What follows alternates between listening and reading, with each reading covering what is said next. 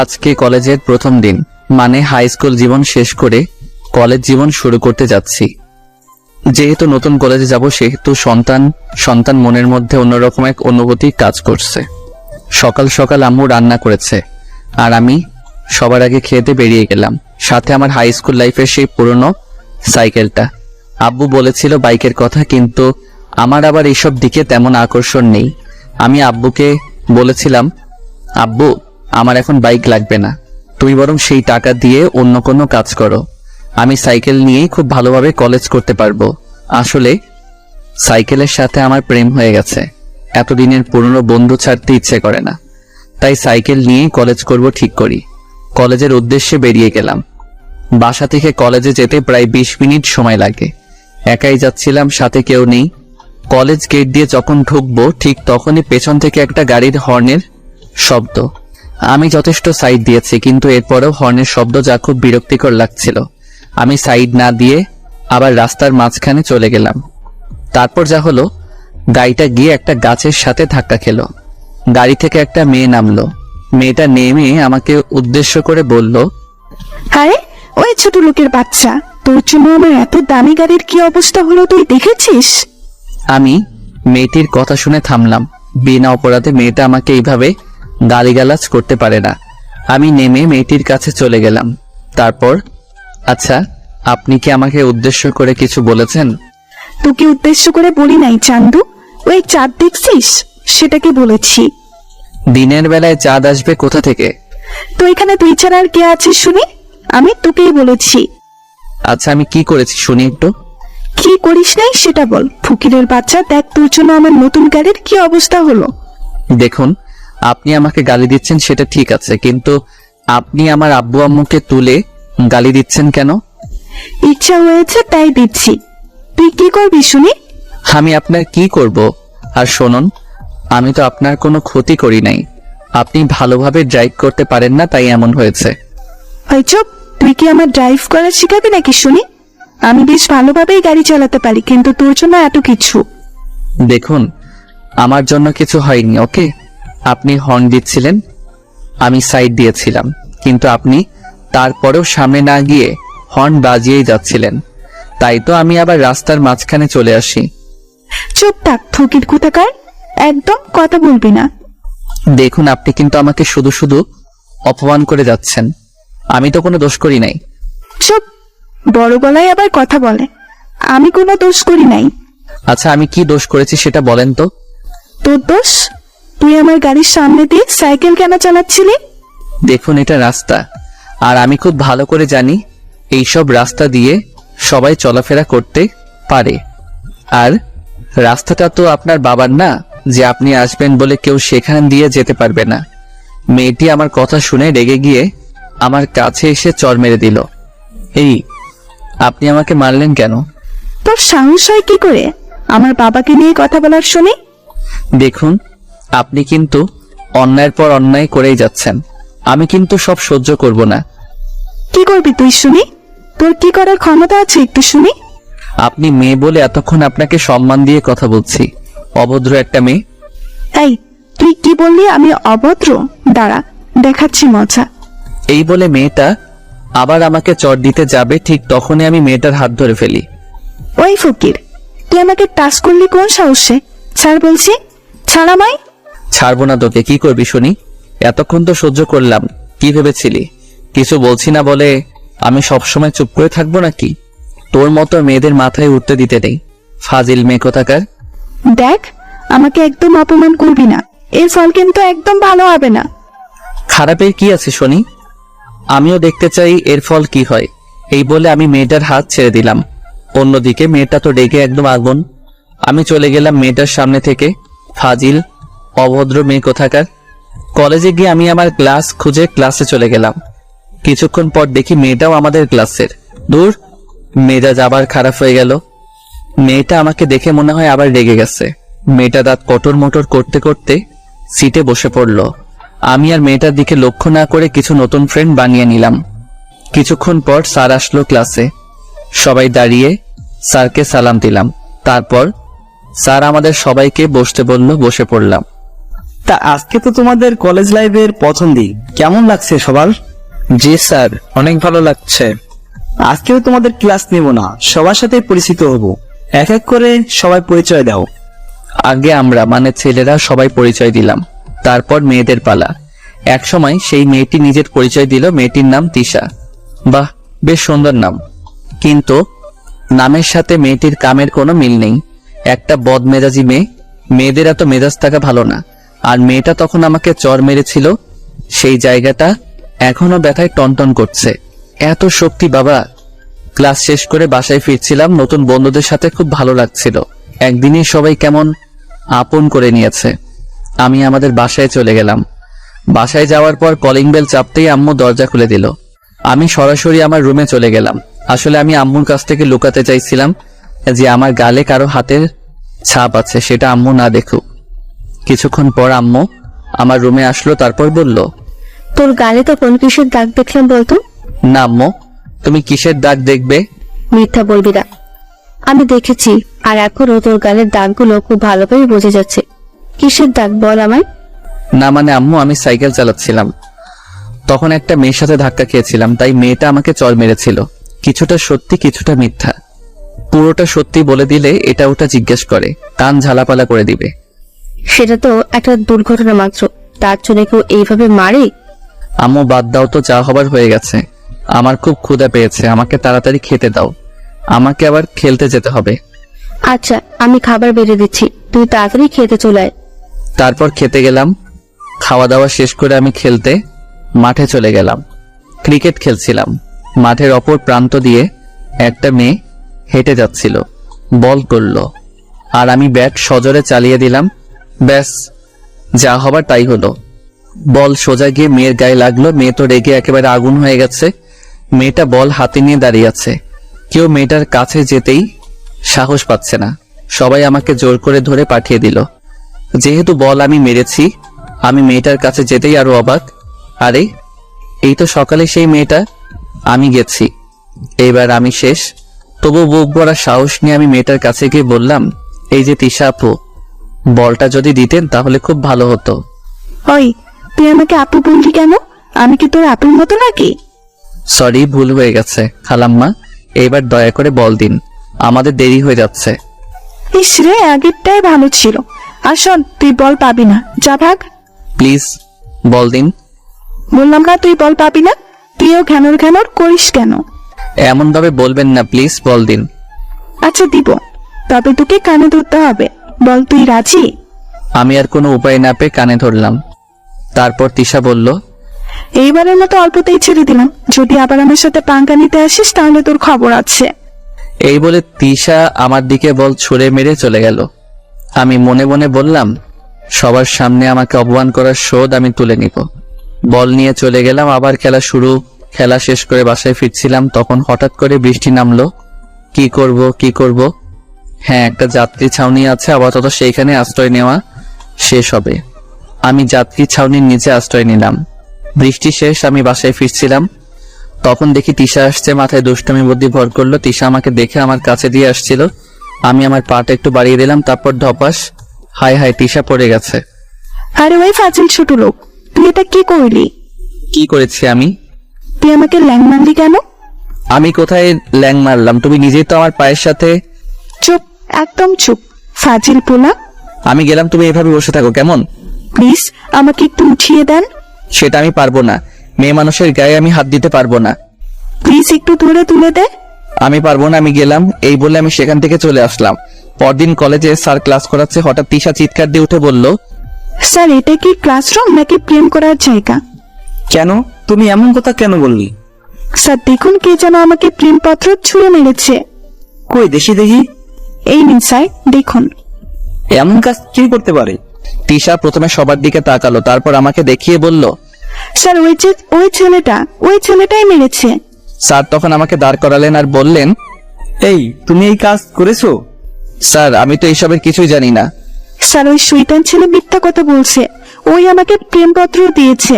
Sir বিশ্বাস করুন, আমি দেই নাই। যে দিয়েছিল সেটা আমি জানি, কিন্তু বলছি না, ঝামেলা হতে পারে। আমি চাইছি ব্যাপারটা অল্পতেই মিটে যাক। তোমার কোনো কথা আমি শুনতে চাই না। এই প্রথম দেখে তোমাকে ছোটখাটো শাস্তি দেব। কি শাস্তি স্যার? কান ধরে দাঁড়িয়ে থাকো।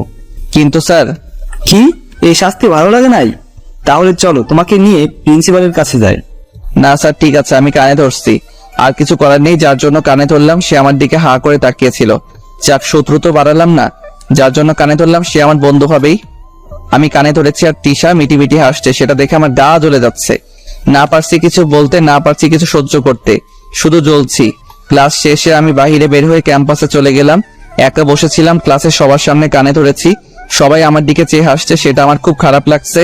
একা বসেছিলাম, তখন কোথা থেকে যেন তিশা এসে আমার গালে চড় বসিয়ে দিল। আমি তো হতবাক, সাথে ক্যাম্পাসের সবাইও।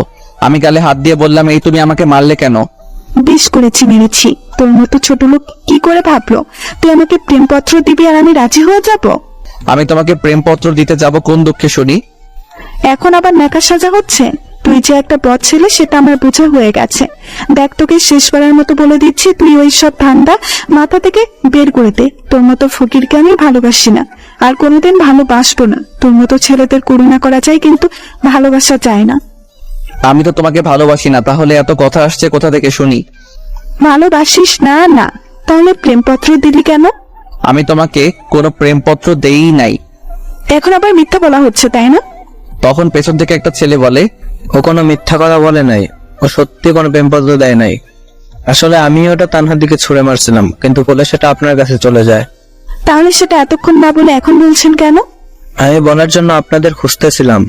এখন বিশ্বাস হলো তো আমি তোমাকে কোনো প্রেমপত্র দেই নাই? আর কিছু না বলে তিশা সেখান থেকে চলে গেল, আর ছেলেটি আমার কাছে এসে বলল, আমি সরি, আমার জন্য তোমাকে এত কিছু সহ্য করতে হলো। না, এর জন্য সরি বলার কি আছে? আচ্ছা, আমরা কি ফ্রেন্ড হতে পারি? শুধু ফ্রেন্ড না, বেস্ট ফ্রেন্ড? হ্যাঁ, হতেই পারি। তোমার নাম কি? আমার নাম ফারাবি, তোমার নাম তো সোহেল। হ্যাঁ, আচ্ছা, ফ্রেন্ডশিপে তুই করা বলাটা বেশি ভালো, তাই না? হ্যাঁ, সেটাই। এইভাবেই কলেজে একজন বেস্ট ফ্রেন্ড পেয়ে গেলাম। এরপর থেকে অনেক বন্ধু হতে লাগলো। ফারাবি আর আমি এখন একদম কাছের, বলতে গেলে দুই ভাইয়ের মতো। একদিন দেখি ফারাবি মন খারাপ করে বসে আছে। কিরে মামা, মন খারাপ কেন? আর বলিস না, আমি তানহাকে এত ভালোবাসি, কিন্তু আমি সেটা এখনো তানহাকে বলতেই পারলাম না। তুই তো একটা গাধা, তাই বলতে পারিস নাই। আচ্ছা, কাল কলেজে চল, আমি সব ম্যানেজ করে দিব। কিভাবে কি করবি দোস্ত? সেটা কালকেই দেখতে পারবি। পরদিন কলেজে ফারাবি আর আমি অনেক আগেই কলেজে চলে এসেছি। দেখি তানহা আর ওর বান্ধবীগুলো আসছে। আমি তানহার সামনে গিয়ে বললাম, তানহা, তোমার সাথে আমার কিছু কথা ছিল। জি বলো, কি কথা? দেখো, বেশি ঘুরিয়ে পেঁচিয়ে বলতে পারবো না, আমার বন্ধু ফারাবি তোমাকে ভালোবাসে। আপনার বন্ধু ফারাবি আমাকে ভালোবাসে, সেটা আপনার বন্ধুর ব্যাপার, কিন্তু আমি অন্য এক ফারাবিকে ভালোবাসি, ক্লাস 10 থেকে। কিন্তু আমার বন্ধু তো তোমাকে অনেক ভালোবাসে। প্লিজ ফারাবিকে ফিরিয়ে দিও না। সরি, আমার পক্ষে সম্ভব নয়। আমি মন খারাপ করে ফারাবির কাছে চলে গেলাম। তারপর, দোস্ত, তুই তানহাকে ভুলে যা। কেন? একথা কেন বললি? তানহা নাকি অন্য কোনো এক ফারাবিকে ভালোবাসে। দাঁড়া, তানহার মজা বের করতেছি। গত 1 বছর যাবত আমি ওর পেছনে ঘুরছি। ফারাবি গিয়ে তানহার সামনে দাঁড়িয়ে, এই, তোমার পেছনে ঘুরছি আর তুমি অন্য কোনো ফারাবিকে ভালোবাসো? না মানে, আমি অন্য কাউকে ভালোবাসি। আর এই কথা তোমাকে কি বলেছে শুনি? কেন? আমার বন্ধু বলল তুমি নাকি অন্য কোনো ফারাবিকে নাকি ভালোবাসো। কে? তোমার বন্ধু? এই তো আমার বন্ধু। আরে, আমি কি জানতাম নাকি এনি তোমার বন্ধু? আমি তো ভাবছি এনি যার কথা বলছে আর আমি যাকে ভালোবাসি দুজন আলাদা মানুষ। তার মানে তুমিও আমাকে? হ্যাঁ। তাহলে তুমি যে বলেছো 1 বছর ধরে ভালোবাসো? হ্যাঁ, বাসি তো। আমি তোমাকে গত 1 বছর ধরে ভালোবাসি, অনেক ভালোবাসি তোমাকে। তাহলে এতদিন বললে না কেন? কেন? আমি কেন বলবো? তুমি বললে না কেন? আচ্ছা, তোরা দুজন কথা বল, আমরা না হয় অন্য জায়গায় গিয়ে বসি, কেমন?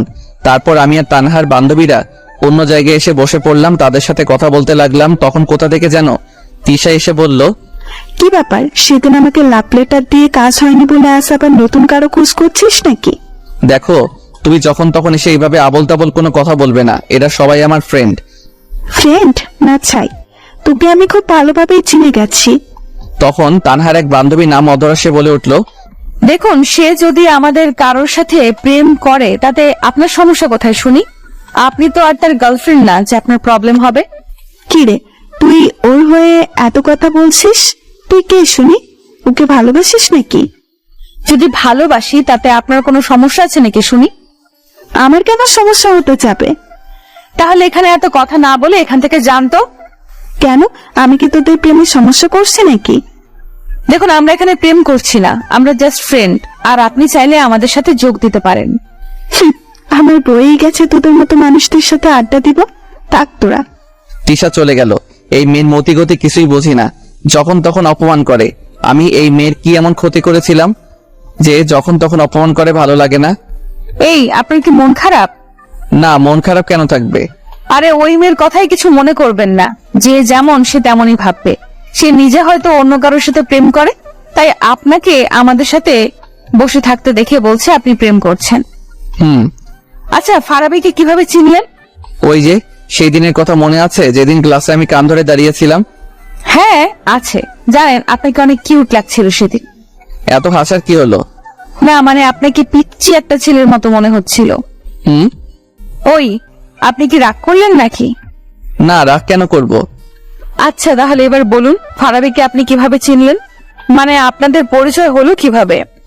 সেদিন ফারাবি আপনার বান্ধবীকে চিঠি ছুঁড়ে মেরেছিল নিচ থেকে, সেটা তিশার কাছে চলে যায়। আর তারপরের ঘটনা আপনি জানেন।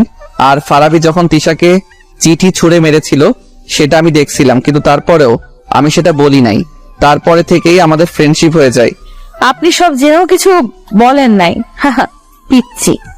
আচ্ছা, আমরা তো সেম ইয়ারেই পড়ি, তুমি করে বলবো আমরা। আপনি বলাটা আমার একদম ভালো লাগছে না। আচ্ছা, আপনার যা ইচ্ছা বলুন। শুধু আমি কেন বলবো, আপনাকেও বলতে হবে। কিন্তু কোনো কিন্তু নয়, এখন থেকে আমি তোমাকে তুমি আর তুমিও আমাকে তুমি করেই বলবে, মনে থাকে যেন। আচ্ছা, থাকবে। ওই, এই দুইজনকে এসে কখন ছেড়ে এসেছি, এখনো তাদের কোনো খোঁজ খবরই নেই। কি করছে চলো গিয়ে দেখি। হ্যাঁ চলো। তারপর আমি, অদরা আর তার বান্ধবীরা চলে গেলাম। দেখি ফারাবি মাত্র একে অপরকে জড়িয়ে ধরতে যাবে, ঠিক তখনই মামা ভাগ সারাইলো। ফারাবি তো তানহাকে ছেড়ে সোজা দৌড়। এদিকে আমি, অদরা, বাকি সবাই হাসতে হাসতে শেষ। তানহাও যোগ দিল আমাদের সাথে। ফারাবি আসলে একটা মহাবিতু। হুম। আমাকে এতদিন ধরে ভালোবাসে, কিন্তু বলার সাহস পাইনি। আর দেখুন, আপনার মিথ্যে কথা শুনে কিভাবে দৌড় দিল। আবার সবাই হাসতে লাগলাম। সেদিন আর তেমন কিছু হলো না। পরদিন কলেজে আমি যথারীতি সাইকেল নিয়ে কলেজে যাচ্ছি। সামনে একটা মেয়ে হেঁটে যাচ্ছে। কয়েকবার বেল দিলাম কিন্তু আমাকে সাইড দিচ্ছে না। আমি যে একটু কাটিয়ে যাব সেটাও করতে দিচ্ছে না। বারবার বেল দিচ্ছি। একসময় মেয়েটা পেছন ঘুরে তাকালো, আরে এটা তো তিশা, কি ব্যাপার, এতবার বেল দিচ্ছি, সাইড দিচ্ছ না কেন? আমার ইচ্ছে হচ্ছে তাই দিচ্ছি না, আর তোর এই খ্যাতমার্কা সাইকেলের বেল আমার কান ঝালাপালা করে দিচ্ছে। বাসায় রেখে আসতে পারিস না এই ভাঙারি ব্যাটারিকে? দেখো, তুমি আমায় যা ইচ্ছা বলো, কিন্তু আমার সাইকেল নিয়ে কিছু বলবা না। তিশা আমার কথা শুনে মনে হয় রেগে গেল। তারপর তিশা আমার সাইকেলে এত জোরে লাথি মারলো, সাইকেল আমার হাত থেকে ছুটে পড়ে গেল। তিশা যখন আমার সাইকেলে লাথি মারছিল আমার মনে হচ্ছিল সে আমার বুকে লাথি মারছে। আমি নীরব হয়ে গেলাম। কিরে, এমন চুপ করে আছিস কেন? ধুর, তোর সাইকেলের মতো, তুইও খ্যাত থাক। তিশা চলে গেছে, কিন্তু আমি তখনও সেখানে দাঁড়িয়ে আছি। বেস্ট ফ্রেন্ডকে অপমান করলে যেমন কষ্ট হয়, আমারও তেমন কষ্ট হচ্ছিল। আমি দাঁড়িয়ে আছি, তখন কোথা থেকে অধরা এসে আমাকে বলল, আরে তুমি এখানে এইভাবে দাঁড়িয়ে আছো কেন? আর তোমার সাইকেল এভাবে পড়ে আছে কেন? আরে তুমি কাঁদছো কেন? কি হয়েছে? আমি তখন অধরাকে সব বললাম। অধরা আমার কথা শুনে খানিক মুচকি হাসি দিয়ে বলল, ওই জন্য কেউ কাঁদে, বোকা ছেলে? অধরা আমার সাইকেলে উঠিয়ে আমাকে বলল, তুমি সাইকেল চালাও, আমিও তোমার সাইকেলে চড়ে যাব। কিন্তু যেটা বলেছি সেটা করো। আমি আর কি করব? আমি সাইকেলে উঠে বসলাম, আর অধরা পেছনে না বসে সামনে বসলো। আমি সাইকেল চালাতে শুরু করলাম। একটা গান আছে না, চলে আমার সাইকেল ওই উইরা উইরা, আমার সেই গান গাইতে ইচ্ছে করছে। আচ্ছা সোহেল, জানো আমার এখন অনেক ভালো লাগছে। কেন এত ভালো কেন লাগছে? সেটা আমি বলতে পারছি না, কিন্তু অনেক ভালো লাগছে সেটা বুঝতে পারছি সোহেল। আচ্ছা, বুঝতে হবে না, আমাকে সাইকেল চালাতে দাও, এত তিরিং বিরিং করো না। আচ্ছা ঠিক আছে। আমি সাইকেল চালিয়ে কলেজ পর্যন্ত আসলাম। সবাই অবাক আমাদের দেখে, হা করে তাকিয়ে আছে আমাদের দিকে। তিশাও অবাক। তিশা মনে হচ্ছে একটু বেশি অবাক হয়েছে। তিশা হা করে তাকিয়েছিল আমাদের দেখে। এই তুমি এখানে নামালে কেন? সাইকেল জায়গা মতো রেখে আসি। আচ্ছা যাও, তাড়াতাড়ি এসো, আমি চলে গেলাম। তিশা আমার কাছে এসে বলল, কিরে, আজকাল কি সাইকেলে যাত্রী উঠানো শুরু করলি নাকি? নিশ্চুপ, কোনো কথা বলছি না। সকালে তিশা আমার সাথে যা করেছে তার জন্য আমি তিশাকে কোনোদিন মাফ করতে পারবো না। কিরে, কথা বলছিস না কেন? বোবা হয়ে গেলি নাকি? দেখো, তোমার সাথে আমার কথা বলার কোনো ইচ্ছা নাই। তাহলে কি আছে? কোনো কিছুর ইচ্ছা নাই। তুমি প্লিজ আমার সাথে এমন ব্যবহার করা ছেড়ে দাও। আমি তো তোমার কোনো ক্ষতি করি নাই। তা না করলে কিন্তু তুই আমার সাথে বেয়াদবি করেছিস, তার ফল তোকে তো একটু ভোগ করতেই হবে, তাই না? যদি তুমি আমার উপর প্রতিশোধ নিতে চাও তাহলে একদিনে সব প্রতিশোধ নিয়ে নাও, কিন্তু এইভাবে প্রতিদিন আমার সাথে এমন করো না। আমারও সহ্য করার একটা সীমা আছে। আমার যা ইচ্ছা আমি তাই করব। তুই তো একটা ফুকির খ্যাত মার্কার ছেলে, তোর সাথে আমি কিরকম ব্যবহার করব সেটা কি তুই আমাকে শিখিয়ে দিবি নাকি ফাজিল পোলা? তুমি এখন যা ইচ্ছা বলো, কিন্তু সবার সামনে আমাকে আর অপমান করো না। আমাকে সবার সামনে ছোট বানিয়ে তোমার লাভ কি একটু বলবে? কোনো লাভ নাই তো। তাহলে আমাকে সবাই সামনে ছোট বানাও, আমাকে আর ছোট বানিও না। দেখ, বেশি প্যাকুর প্যাকুর না করে যা এখন। আমি তো তোমার কাছে আসিনি, তুমি এলে আমার কাছে, তাহলে আমাকে যেতে বলছো কেন? যেতে হলে তুমি যাও। আরে ওই, তুই কার উপর রাগ দেখাচ্ছিস শুনি? দেখ, আমার উপর কিন্তু একদম রাগ দেখাবি না। আমি তোর রাগ সহ্য করব না। আমার সাথে বেশি লাগতে না এলে না, এই কলেজ থেকে তাড়িয়ে ছাড়বো, এই বলে দিলাম। হঠাৎ অধরা চলে এলো। কে কাকে তাড়াবে? ওই, তুই এখানে এলি কেন? তোকে কি কেউ আমাদের মাঝখানে দেখেছে? তুই কেন এলি আমাদের মাঝে নাক গলাতে? বারে, তুমি আমার ফ্রেন্ডকে আপন করেছো, তাকে হুমকি দিচ্ছ, আর আমি চুপটি করে থাকবো? সেটা কিভাবে হয় বলো? আমি থাকতে আমার ফ্রেন্ডকে তুমি অপমান করতে পারো না। আমি তো অবাক, অধরা আমাকে নিয়ে এত সিরিয়াসলি কথা বলছে, ঝগড়া করছে। তুই এমন ভাবে কথা বলছিস যেন এই গায়া খাট ছেলেটা তোর বয়ফ্রেন্ড। হ্যাঁ সোহেল, আমার বয়ফ্রেন্ড। তাতে কোনো সমস্যা? আরে বাহ, তা কবে শুরু করলি রিলেশন? এই তো মাত্র শুরু করেছি। রিলেশন শুরু করেছিস, তার প্রমাণ কি? তুই কি প্রমাণ চাস বল, আমি সেই প্রমাণই দিব। তাহলে এক কাজ কর, জড়িয়ে ধরে একটা চুমু খাতো। কেন চুমু খাবো কেন? আরে তা না হলে বুঝবো কিভাবে যে তুই তাকে কি ভালোবাসিস কিনা? আচ্ছা, আমি এক্ষুনি প্রমাণ করে দিচ্ছি। এই বলে অধরা আমার দিকে এগোচ্ছে, অবস্থা বেগতি। এখানে থাকলে যে কোনো কিছু হয়ে যেতে পারে। অধরা আমার কাছে আসার আগে আমি দৌড় দিলাম, একটা নিরাপদ স্থানে এসে হাঁপাতে লাগলাম। জানি না ওই জায়গায় দাঁড়িয়ে থাকলে কি না কি হয়ে যেত। ও, অধরার পরিচয় দেইনি। অধরা দেখতে খুব সুন্দরী, ময়দা সুন্দরী না, প্রাকৃতিক সুন্দরী। আর অধরার পরিবার বেশ ভালোই স্থানেই আছে, কিন্তু অধরার মনে কোনো অহংকার নেই। পরিচয় দিতে দিতে ক্লাসের বেল দিয়ে দিচ্ছে। ক্লাসে ঢুকে দেখে অধরা আমার দিকে রাগি লোকে তাকিয়ে আছে। আরে এই মেয়ের আবার কি হলো, আমার দিকে এমনভাবে তাকিয়ে আছে কেন? আমি তো কোনো দোষ করি নাই। আর অন্যদিকে দেখি তিশা মুচকি আসছে। বুঝি না এই দুই মেয়ের কি হয়েছে। তবে তখন যে অবস্থা হয়েছিল তাতে করে তাদের দুজনের চুল ধরাধরি হয় নাই, এটাই অনেক। ক্লাসের স্যার এসে পড়ছে, সবাই মিলে দাঁড়িয়ে স্যারকে সালাম দিলাম। দাঁড়ানো অবস্থায় আবার অধরার দিকে তাকিয়েছিলাম, দেখে বজ্জাত মেয়েটা তখন আমার দিকে রাগি লোকে তাকিয়ে আছে। ডাল লাল হয়ে গেছে, চোখ তো আরো বেশি লাল, মনে হয় জ্বলছে। আমি পোড়া পোড়া গন্ধ পাচ্ছি। ক্লাসের সময় আমি যেই কয়বার অধরার দিকে তাকিয়েছিলাম প্রত্যেকবার দেখেছি অধরা আমার দিকে রাগি লোকে তাকিয়ে আছে। তাই ভয়ে পরের ক্লাসে আর অধরার দিকে তাকাই নাই। ক্লাস শেষ করে পালিয়ে পালিয়ে বাসায় চলে আসছি। জানি না আবার কার সামনে পড়বো, আবার নতুন কি ঝামেলা হবে। তার থেকে ভালো পালিয়ে বাসায় চলে আসলাম। বাসায় এসে খাওয়া দাওয়া শেষ করে একটু ঘুমিয়েছিলাম, আর তখনই কে যেন এসে আমার কান টেনে ধরেছে। এর আগে কখনো এমন হয় নাই, কোনোদিন কেউ আমার কান টেনে ধরে নাই। আমি ঘুম ঘুম চোখে দেখে অধরা আমার পাশে বসে আছে। সকালেই সেই রাগি লোক। উফ, আমি স্বপ্ন দেখছি, মেয়েটা আমার উপর এত খেপেছে কেন? তুই তখন এভাবে পালিয়ে গেলি কেন? আমাকে এখন একটু ঘুমাতে দাও, কালকে কথা হবে। কাল কেন হবে? আমি আজকেই কথা বলবো, আজকে। আমার ঘুম তখন অনেকটাই হালকা হয়ে গেছে। আমি ভালোভাবে তাকিয়ে দেখি অধরা আমার কান টেনে ধরে বসে আছে। এই তো তুমি এখানে? কেউ দেখেনি তো? সবাই দেখেছে, কিন্তু কেউ কিছু বলতে সাহস পায়নি। সাহস পাইনি মানে বুঝলাম না। তোকে এত কিছু বলতে হবে না। এখন বল, তুই তখন অমন করে দৌড়ে পালালি কেন? তো কি আমি দাঁড়িয়ে থাকতাম নাকি? হ্যাঁ থাকতিস, তোর জন্য আমি এই প্রথম হেরে গেলাম। হেরে গেছো মানে? হেরে গেছি মানে আমি ওই বজ্জাত মেয়ের কাছে হেরে গেছি। জানিস, তুই চলে যাবার পর বজ্জাত মেয়েটা আমাকে অনেকগুলো কথা শুনিয়েছে। সেখানে আমার কি দোষ? সব তোর দোষ। তুই তখন সেখানে দাঁড়িয়ে থাকলে তো সবকিছু মিটে যেত। তুমি যে আমাকে কিস করতে আসছিলে তার জন্যই তো পালিয়ে গেছি। একটা কিস খেলে কি এমন ক্ষতি হতো শুনি? বাড়ি আমার লজ্জা লাগে না বুঝি? পাইছে রে আমার লজ্জাবতী। আচ্ছা, সব কথা পরে, আগে বলো তো তুমি আমাদের বাসায় কিভাবে আসলে? আবার আব্বু আম্মু তোমাকে কিছু বললো না? আমি ফারাবির কাছ থেকে তোমার বাসার ঠিকানা নিলাম, তারপর তোমার বাসায় আসলাম। আর আপু আম্মু তাদের তো মাত্র একটা কথা বলেই পটিয়ে ফেলেছি। কি এমন কথা বলছো? বলতে লজ্জা করছে। লজ্জা করে? কিন্তু কেন? না মানে আমি বলেছি আমি তাদের ছোট ছেলের হবু বউ, দুষ্টুমির হাসি দিয়ে। কি তুমি এই কথা বলেছো? এত চিৎকার করে কি আছে? এই, তুমি কি আমাকে মারতে চাচ্ছ নাকি? আব্বু আম্মু তোমাকে কিছু বলে নাই?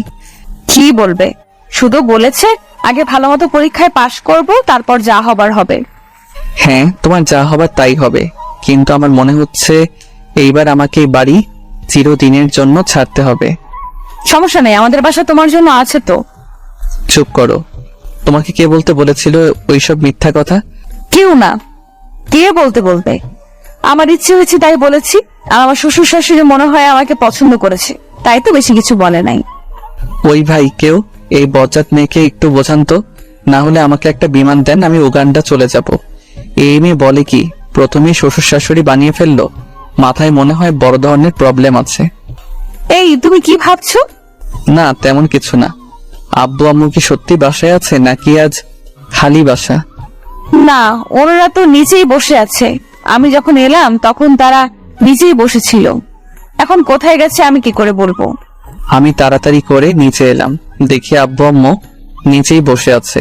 এই রে, আমি এইবার শেষ, আমি এইবার মরবো। আব্বু আমাকে দেখে ডাক দিল। আমি ভয়ে ভয়ে আব্বুর কাছে গেলাম।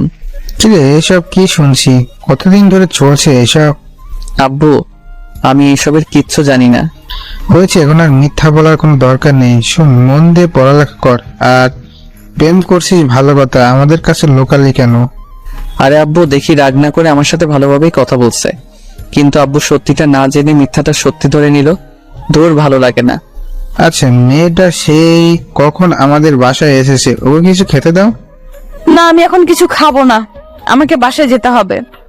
আরো কিছুক্ষণ থেকে গেলে ভালো লাগতো। না আম্মু, অন্য একদিন।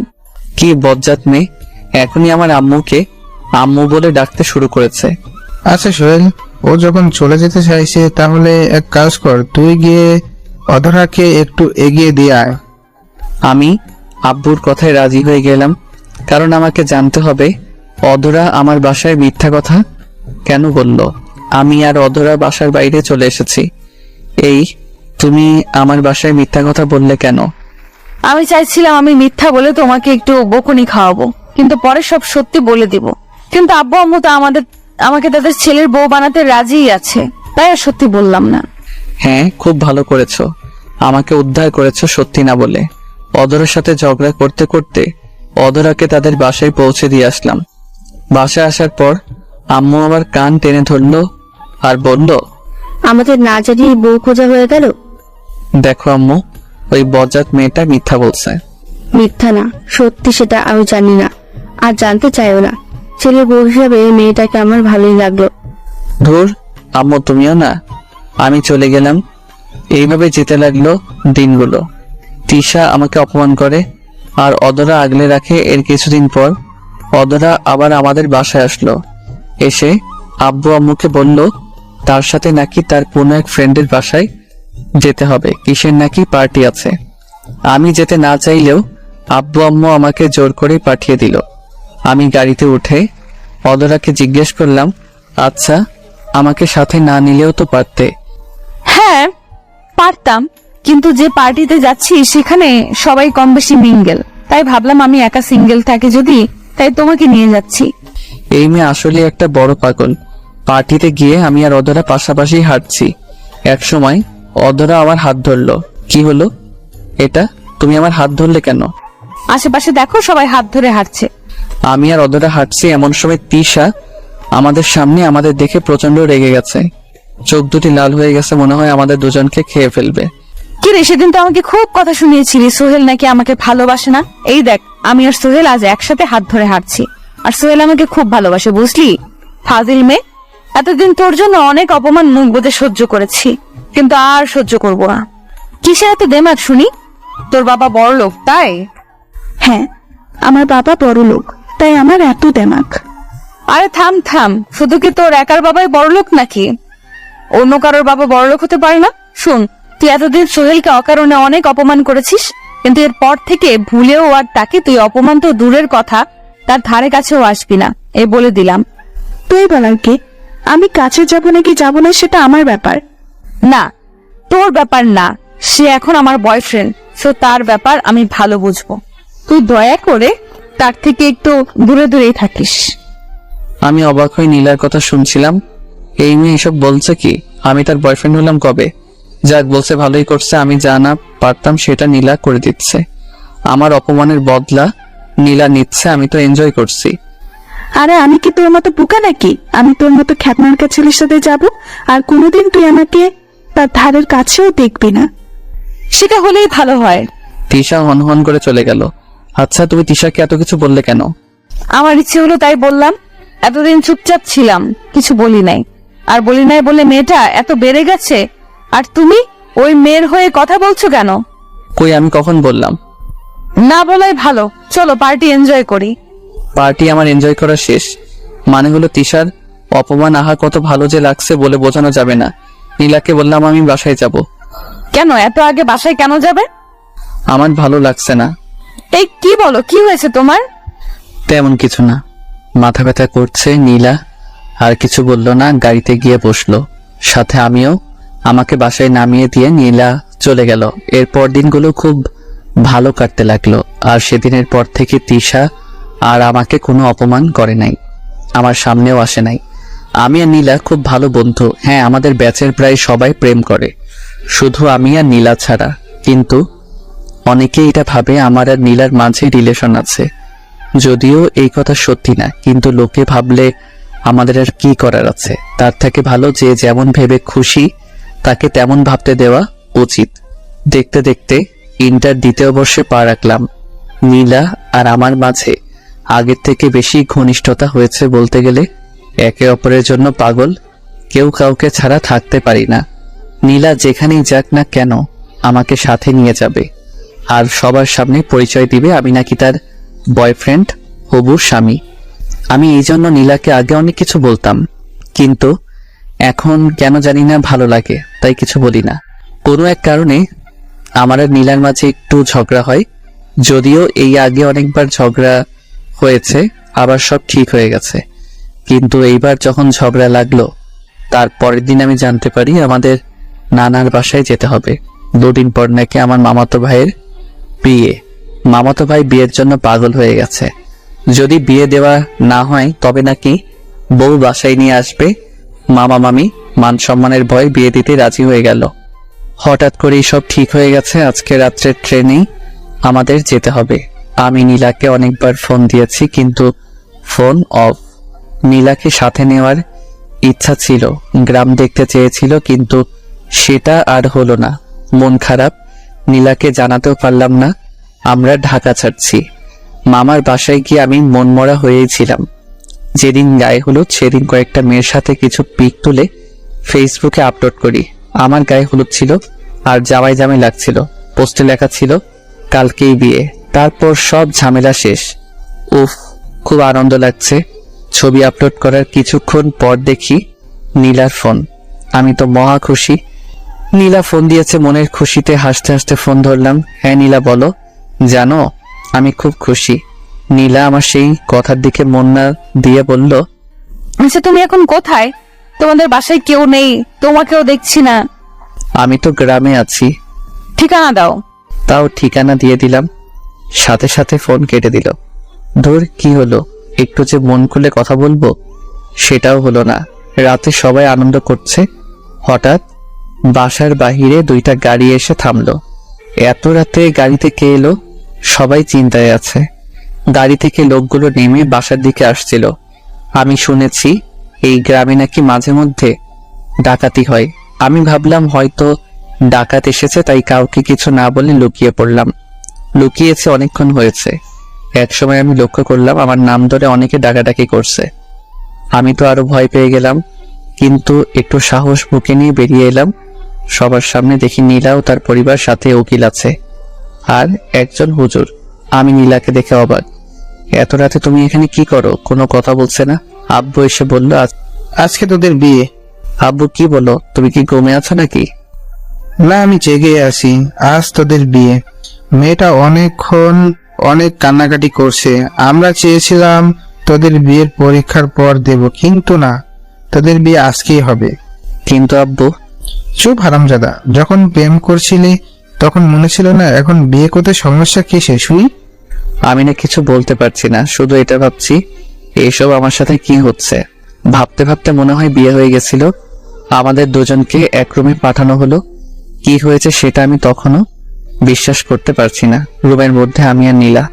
এই শোনো, কি হলো এইসব? বিয়ে হয়ে এখন বাসর হবে। তুমি আমাকে বিয়ে করলে কেন? ভালোবাসি তাই। ভালোবাসো? কই আগে তো কোনোদিন বলো নাই। মেয়েরা কখনো আগে বলে গাধা? আমি তো তোমাকে অনেক আগে থেকেই ভালোবাসি।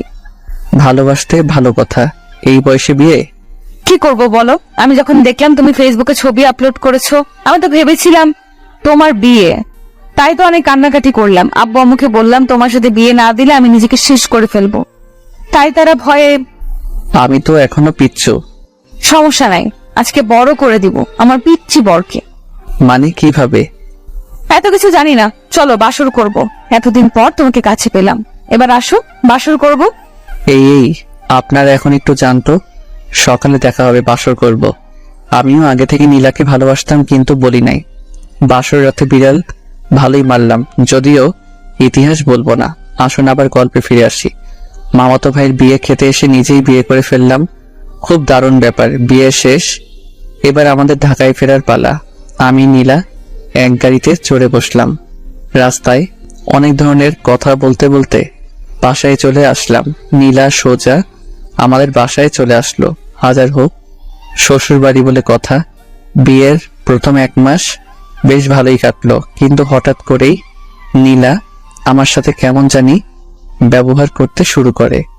আমার উপর সবসময় রেগে থাকতো, আমার সাথে তেমন কথা বলতে চাইতো না, কিন্তু কেন এমন করছিল সেটা বুঝতে পারছিলাম না। এর কিছুদিন পর নীলা আমার কাছে এসে বলল তার নাকি 5,000 টাকা লাগবে।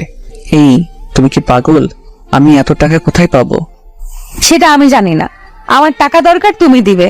আব্বু আম্মুর কাছ থেকে আর কত নিব? আমারও তো সম্মান আছে, তাই না? তুমি আমাকে বিয়ে করেছো, তাই আমার সকল দায়িত্ব তোমার। আমার এখন টাকা লাগবে, তুমি দাও। আমি কোনো টাকা দিতে পারবো না, আর আমি এখনো বেকার। আমাকেই চলতে হয় আব্বুর কাছ থেকে টাকা নিয়ে। আর 2-1,000 হলে তাও অন্য কথা, 5,000 টাকা আমি দিতে পারবো না। তার মানে তুমি আমাকে টাকা দিবে না, তাই তো? আমি তখন নীলার হাতে 2,000 টাকা দিয়ে বললাম এর বেশি আমার কাছে নেই। নীলা রেগে টাকাগুলো ছুঁড়ে ফেলে দিল আর বলল আমারই ভুল, তোর মতন ছেলেকে বিয়ে করেছিলাম বলে। আমার বোঝা উচিত ছিল তুই একটা ছোট লোক, আমার ভরণ পোষণ তুই করতে পারবি না। তুই আমার জীবনে আসার পর আমি দিনে দিনে সব স্বাধীনতা হারিয়ে ফেলেছি। এখন তো নিজের শখ আহ্লাদও পূরণ করতে পারবো না তোর জন্য। এই তুমি আমার সাথে এমন ভাবে কথা বলছো কেন? তো তোর সাথে আর কেমন ভাবে কথা বলবো?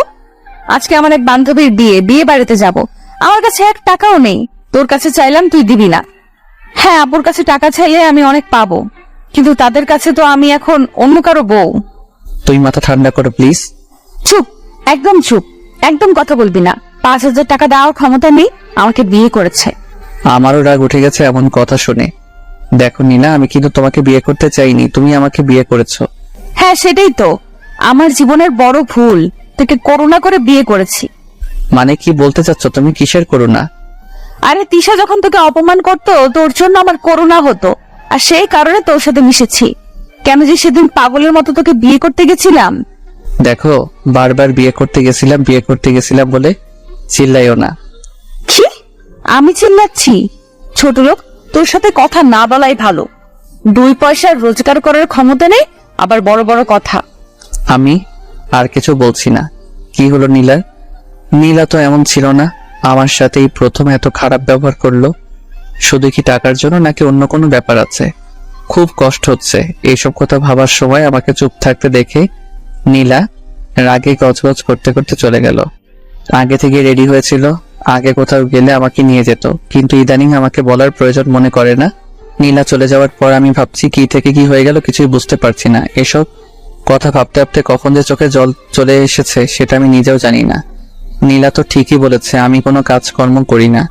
নীলাকে বিয়ে করে ওর জীবনটা সত্যি নষ্ট করে দিয়েছি। আসলে বড়লোকদের মনে কি চলে তা কেউ জানেও না, বুঝতেও পারে না। নীলার ক্ষেত্রেও তাই হলো, কিন্তু বিয়ে যখন হয়ে গেছে একটু মানিয়ে নিলেই তো হতো। নীলা বাসা থেকে গেছে অনেকক্ষণ হয়ে গেছে, কিন্তু এখনো নীলা বাসায় আসছে না। অনেক রাত হয়ে গেছে। ফোন দিচ্ছি কিন্তু ফোন বারবার বন্ধ বলছে। খুব চিন্তা হচ্ছে নীলার জন্য। নানা রকম চিন্তা ভাবনা করছি। এরই মাঝে বাসার কলিং বেলের শব্দ। আমি রুম থেকে দৌড়ে বের হলাম কে এসেছে সেটা দেখার জন্য। নীলা এসেছে। নীলাকে দেখে মনে শান্তির পর্ব ফিরে আসলো। আম্মুর সাথে কি যেন কথা বললো, তারপর উপরে উঠে আসতে লাগলো। আমাকে দেখলো কিন্তু আমার সাথে একটাও কথা বললো না। অনেক অবাক হলাম। কিছু না বলে নীলার পেছনে পেছনে রুমে চলে গেলাম। রুমে গিয়ে এতক্ষণ কোথায় ছিলে? বন্ধুর বিয়ে ছিল। ফোন বন্ধ কেন? ও চার্জ নেই মনে হয়। আমার তো চিন্তা হয় নাকি, সেই সকালে বের হয়েছ আর সারাদিন ফোন ছিল বন্ধ। একবারও অন্য কারো নাম্বার দিয়ে তো জানাতে পারতে। আগে তো সারাদিন ফোন দিয়ে সব বলতে, কিন্তু এখন এমন করছো কেন? আগে করেছি, যে এখন করতে হবে সেটার কি বাধ্যতামূলক নাকি? তুমি আমার সাথে এমন ভাবে কথা বলছো কেন? কেমন ভাবে কথা বলছি? রেগে কথা বলছো কেন আমার সাথে? বারে, রাগ করার মতো কথা বললে রাগ করবো না? আমি এমন কিছু বলি নাই যে তুমি রাগ করবে। তোমার জন্য চিন্তা হচ্ছিল তাই জিজ্ঞেস করছি। আমার না এইসব ভালো লাগে না। আরে বিয়ে হয়ে গেছে বলি কি আমার কোনো স্বাধীনতা থাকবে না নাকি? আমার সব কাজে কি তোর নাক গলাতে হবে? আচ্ছা যাও, তুমি ফ্রেশ হয়ে আসো, পরে কথা হবে। নীলার সাথে ঝগড়া করার কোনো ইচ্ছা আমার নেই, তাই নীলাকে ফ্রেশ হতে পাঠিয়ে দিলাম। ফ্রেশ হয়ে বের হলো নীলা। চলো খেতে চলো। আমি বিয়ে বাড়ি থেকে খেয়ে এসেছি। একবারও জিজ্ঞেস করলো না আমি খেয়েছি কিনা। সারাদিন নীলার চিন্তায় কিছু মুখে তোলা হয়নি। আম্মু অনেকবার বলেছিল খেতে, কিন্তু খেতে ইচ্ছাই করে নাই নীলার চিন্তায়। আর যখন বাসায় আসলো কই একসাথে খাবো তা না। আমার খুব ঘুম পাচ্ছে, আমি ঘুমাবো। হ্যাঁ চলো, আমিও ঘুমাবো। বিছানায় গিয়ে শুইলাম, কিন্তু এ কি, নীলা মাঝখানে কোলবালিশ রাখছে কেন? এই তুই মাঝখানে কোলবালিশ রাখছো কেন? আজ থেকে আমাদের মাঝে এটা থাকবে। কেন এটা থাকবে কেন? যাতে করে তুমি আমাকে টাচ করতে না পারো। যে স্বামী তার স্ত্রীকে হাত খরচের টাকা দেয় না, সেই স্বামীর অধিকার নেই টাচ করার। নীলার কথা শুনে অনেক বড়সড় একটা ধাক্কা খেলাম। মেয়ে বলে কি, যে মেয়ে আমাকে জড়িয়ে ধরা ছাড়া ঘুমাতে পারতো না সেই মেয়েটা কি? না, আর ভাবতে পারছি না। এসব ভাবলেই কান্না আসছে, কিন্তু কান্না করতে তো পারবো না। ছেলেদের দেখি কান্না করতে নেই। নীলা মাঝখানে বালিশ রেখে অন্য পাশে ঘুরে রইল। আমিও আর কিছু বললাম না। অনেক চেষ্টা করেছি কিন্তু কিছুতেই ঘুম আসছে না। আসলে নীলা জড়িয়ে না ধরলে ঘুম আসে না। কেমন জানি একটা বদভ্যাস হয়ে গেছে অল্প কয়েকদিনে। অনেক রাত হয়ে গেছে, ঘুম আসছে না। এতক্ষণে নীলা নিশ্চয়ই ঘুমিয়ে পড়েছে, তাই আমি কোলবালিশ সরিয়ে নীলাকে জড়িয়ে ধরলাম। এই তো এখন ঘুম আসছে, প্রায় ঘুম চলে এসেছে। তখন নীলা ঠাস করে একটা চর আমার কালে বসিয়ে দিল। উফ কি ব্যথা! ওই তোরে বলেছিলাম তুই আমাকে টাচ করবি না, কিন্তু তোর সাহস হলোটা কি করে আমাকে টাচ করার? কি করব, আমার তো ঘুম আসে না তোমাকে জড়িয়ে না ধরলে। ঘুম না আসলে না আসুক, তবু তুই আমাকে জড়িয়ে ধরবি না। প্লিজ আমার সাথে এমন করো না, আমার রাতের ঘুম কেড়ে নিও না। ওই তুই তোর কথা বন্ধ কর আর চুপচাপ ঘুমিয়ে পড়। আর খবরদার, আবার যদি বালিশ সরিয়ে আমাকে জড়িয়ে ধরেছিস তবে কিন্তু খারাপ কিছু হবে, বলে দিলাম। কি আর করবো, সেই সকাল থেকে আমাকে অপমান করে যাচ্ছে, এখন আর সহ্য করা যাচ্ছে না। তাই আমিও অন্য পাশে ঘুরে ঘুমানোর মিথ্যা চেষ্টা করছি। আর নিজের অজান্তে অনেক কান্না করেছিলাম। নির্ঘুম সারা রাত কাটালাম। নীলা আগে প্রতিদিন সকালে উঠে আমাকে ডেকে দিত, কিন্তু আজকে দিল না। আমি অনেকক্ষণ শুয়েছিলাম, কিন্তু নীলা একবারও আমাকে ডাক দিল না। আমি নিজেই উঠে বসলাম। নীলা ফ্রেশ হয়ে বের হলো। নীলা আমাকে দেখে জিজ্ঞাসা করলো, কি ব্যাপার, তোমার চোখ এত লাল কেন? সারা রাত না ঘুমানোর জন্য হয়তো লাল হয়ে গেছে। নীলাকে সেটা না বলে বললাম, চোখ কি জানা গেছিল। ও যাও ফ্রেশ হয়ে নাও, কলেজ যাবে না? হ্যাঁ যাব। তারপর আমি ফ্রেশ হতে চলে গেলাম। ফ্রেশ হয়ে বের হয়ে দেখি নীলা প্রায় রেডি হয়ে গেছে। আমিও রেডি হতে লাগলাম। কি ব্যাপার, আর কতক্ষণ লাগবে? এই তো হয়ে গেছে। তুমি তাহলে পরে এসো, আমি গেলাম। আমার তো প্রায় হয়ে গেছে। আমার তাড়া আছে, আমাকে এক্ষুনি যেতে হবে। নীলা চলে গেল। আবারও খুব অবাক হলাম যে নীলা কিনা আমাকে রেখে একা কলেজে যেতেই চাইতো না, সেই নীলা আজকে আমাকে রেখেই চলে গেল। আমি আর সেদিন কলেজে গেলাম না, বাসায় ছিলাম। নীলা কলেজ থেকে ফিরে এসেছে। কি ব্যাপার, আজ কলেজে গেলে না যে? এমনি। আর কিছু বলল না? আমিও বললাম না। একটা কথা বলা হয়নি, আমাদের বিয়ে হয়েছে সেটা অনেক কম লোক জানে, কলেজে কেউ জানে না। সেদিন রাতেও আগের দিনের মতো হলো। মাঝখানে কোলবালিশ রেখে নীলা ঘুমিয়ে পড়েছে। আমিও মাঝরাতে নীলাকে জড়িয়ে ধরেছিলাম। তারপর আগের রাতের মতো নীলা আমাকে ঠাস করে একটা চর মেরে চলে যায়। মানে রাগ করে। সেদিন রাতে নীলা অন্য রুমে ঘুমাতে যায়। আমি অনেক আটকাতে চেয়েছি, কিন্তু নীলা আমার কোনো কথা না শুনে চলে যায় অন্য রুমে। এইভাবে আমাদের দূরত্ব বাড়তে থাকে। আগে নীলা আমাকে একা অপমান করলে ইদানিং আমার আব্বু আম্মুকে অপমান করে। একদিন আম্মু নীলাকে রান্নার কাজে সাহায্য করতে বলেছিল, আর নীলা তার বিপরীতে জবাব দিয়েছিল সে কাজের লোক নাকি যে সে রান্না করবে। এক কথায় দুই কথায় তাদের মাঝে ঝগড়া লেগে যায়। নীলা যা না তাই বলে, আমার আম্মুকে অপমান করছে। আমি সেটা নীরবে সহ্য করব না। আমি গিয়ে আমার সমস্ত শক্তি দিয়ে নীলার গালে চর মারি। নীলা চর খেয়ে বলে, ছোট লোকের বাচ্চা, তো সাহস হয় কি করে আমার গালে হাত তোলার? আমার আব্বু আম্মু আমাকে কোনোদিন মারলো না, আর তুই একটা ছোট লোক হয়ে আমাকে মারলি? তোকে এই অধিকার কে দিয়েছে? তুই নিজেই সে অধিকার দিয়েছিস, বলে গেছিস নাকি? হ্যাঁ, আজ থেকে ভুলে যাব। আমি থাকবো না আর তোর বাসায়। আমাকে মুক্তি দে, আমাকে স্বাধীনতা দে। যা যা, অনেক হয়েছে। তুই যা চাইলি তাই হবে। হ্যাঁ, আমি আজকে এই বাসা ছেড়ে আমার বাসায় চলে যাব। কেন থাকবো তোর বাসায়? তোর অপমান সহ্য করার জন্য? না, কোনোদিন না। যে ছেলে বিয়ে করে বউয়ের দায়িত্ব নিতে পারে না, আব্বুর ঘাড়ের উপর বসে খায়, সেই ছেলের সাথে সংসার করার থেকে না করা অনেক ভালো। ভালো যখন তখন করিস না।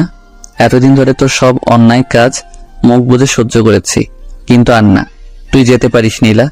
আর কিছু না বলেই হনহন করে উপরে চলে গেল। আমি আম্মুর কাছে নীলার হয়ে ক্ষমা চেয়ে নিলাম। কিছুক্ষণের মধ্যে নীলা ব্যাগ গুছিয়ে নিচে চলে এসেছে। গেলাম আমি, এই বাসা থেকে বোরিং হয়ে গেছি। আমি আর নীলাকে আটকালাম না। নীলা চলে গেছে। 2 ঘন্টা পর নীলার আব্বুর ফোন। আমি কল রিসিভ করে সালাম দিলাম। বাবা, তোমার আর নীলার কি কিছু হয়েছে? আমি তারপর সব বললাম। নীলার আব্বু বলল, আচ্ছা বাবা, তুমি চিন্তা করো না, সব ঠিক হয়ে যাবে। মেয়ে আমার একটু জেদি। কল কেটে দিল। আমি সেদিন রাতে আরো বেশি করে মিস করছিলাম নীলাকে। এতদিন মেয়েটাকে দেখেছি, কিন্তু আজ দেখতে পেলাম না। অনেক কষ্ট হচ্ছে আমার। রাতে কিছুতেই ঘুম আসছিল না। যদিও গত কিছু রাতে আমি ঘুমাতে পারি না, ঘুমানোর জন্য মাঝে মাঝে একটা করে ঘুমের ট্যাবলেট খাই। নীলাকে মিস করছিলাম, তাই নীলাকে কল দিলাম। কল দিচ্ছি আর নীলা কেটে দিচ্ছে, কিন্তু আমি তবুও কল দিয়ে যাচ্ছি এই আশায় একবার যদি কল রিসিভ করে পাগলিটার কণ্ঠস্বর শুনতে পারবো, তাতেই অনেক। কলের পর কল দিচ্ছিলাম, একসময় ধরলো। ওই, তোর কি কোনো কাজ কাম নেই? এত রাতে আমাকে এতবার করে ফোন দিচ্ছিস কেন? হ্যাঁ, ও হ্যাঁ, তুই তো সত্যিই কোনো কাজ কাম নেই, সারাদিন টোটো করে ঘুরে বেড়ানো ছাড়া। আমি তোমাকে ভালোবাসি নীলা, প্লিজ আমার কাছে চলে এসো, খুব কষ্ট হচ্ছে আমার। ভালোবাসি সেটা অন্য কাউকে গিয়ে বলবি, কেমন? আর আমি তোর কাছে কোনোদিনও যাব না। একবার গিয়ে অনেক বড় ভুল করে ফেলেছি। আগে যদি জানতাম এমন হবে, তোর মতন ছেলের সাথে কোনোদিন মিশতাম না। ছোট লোক কোথাকার।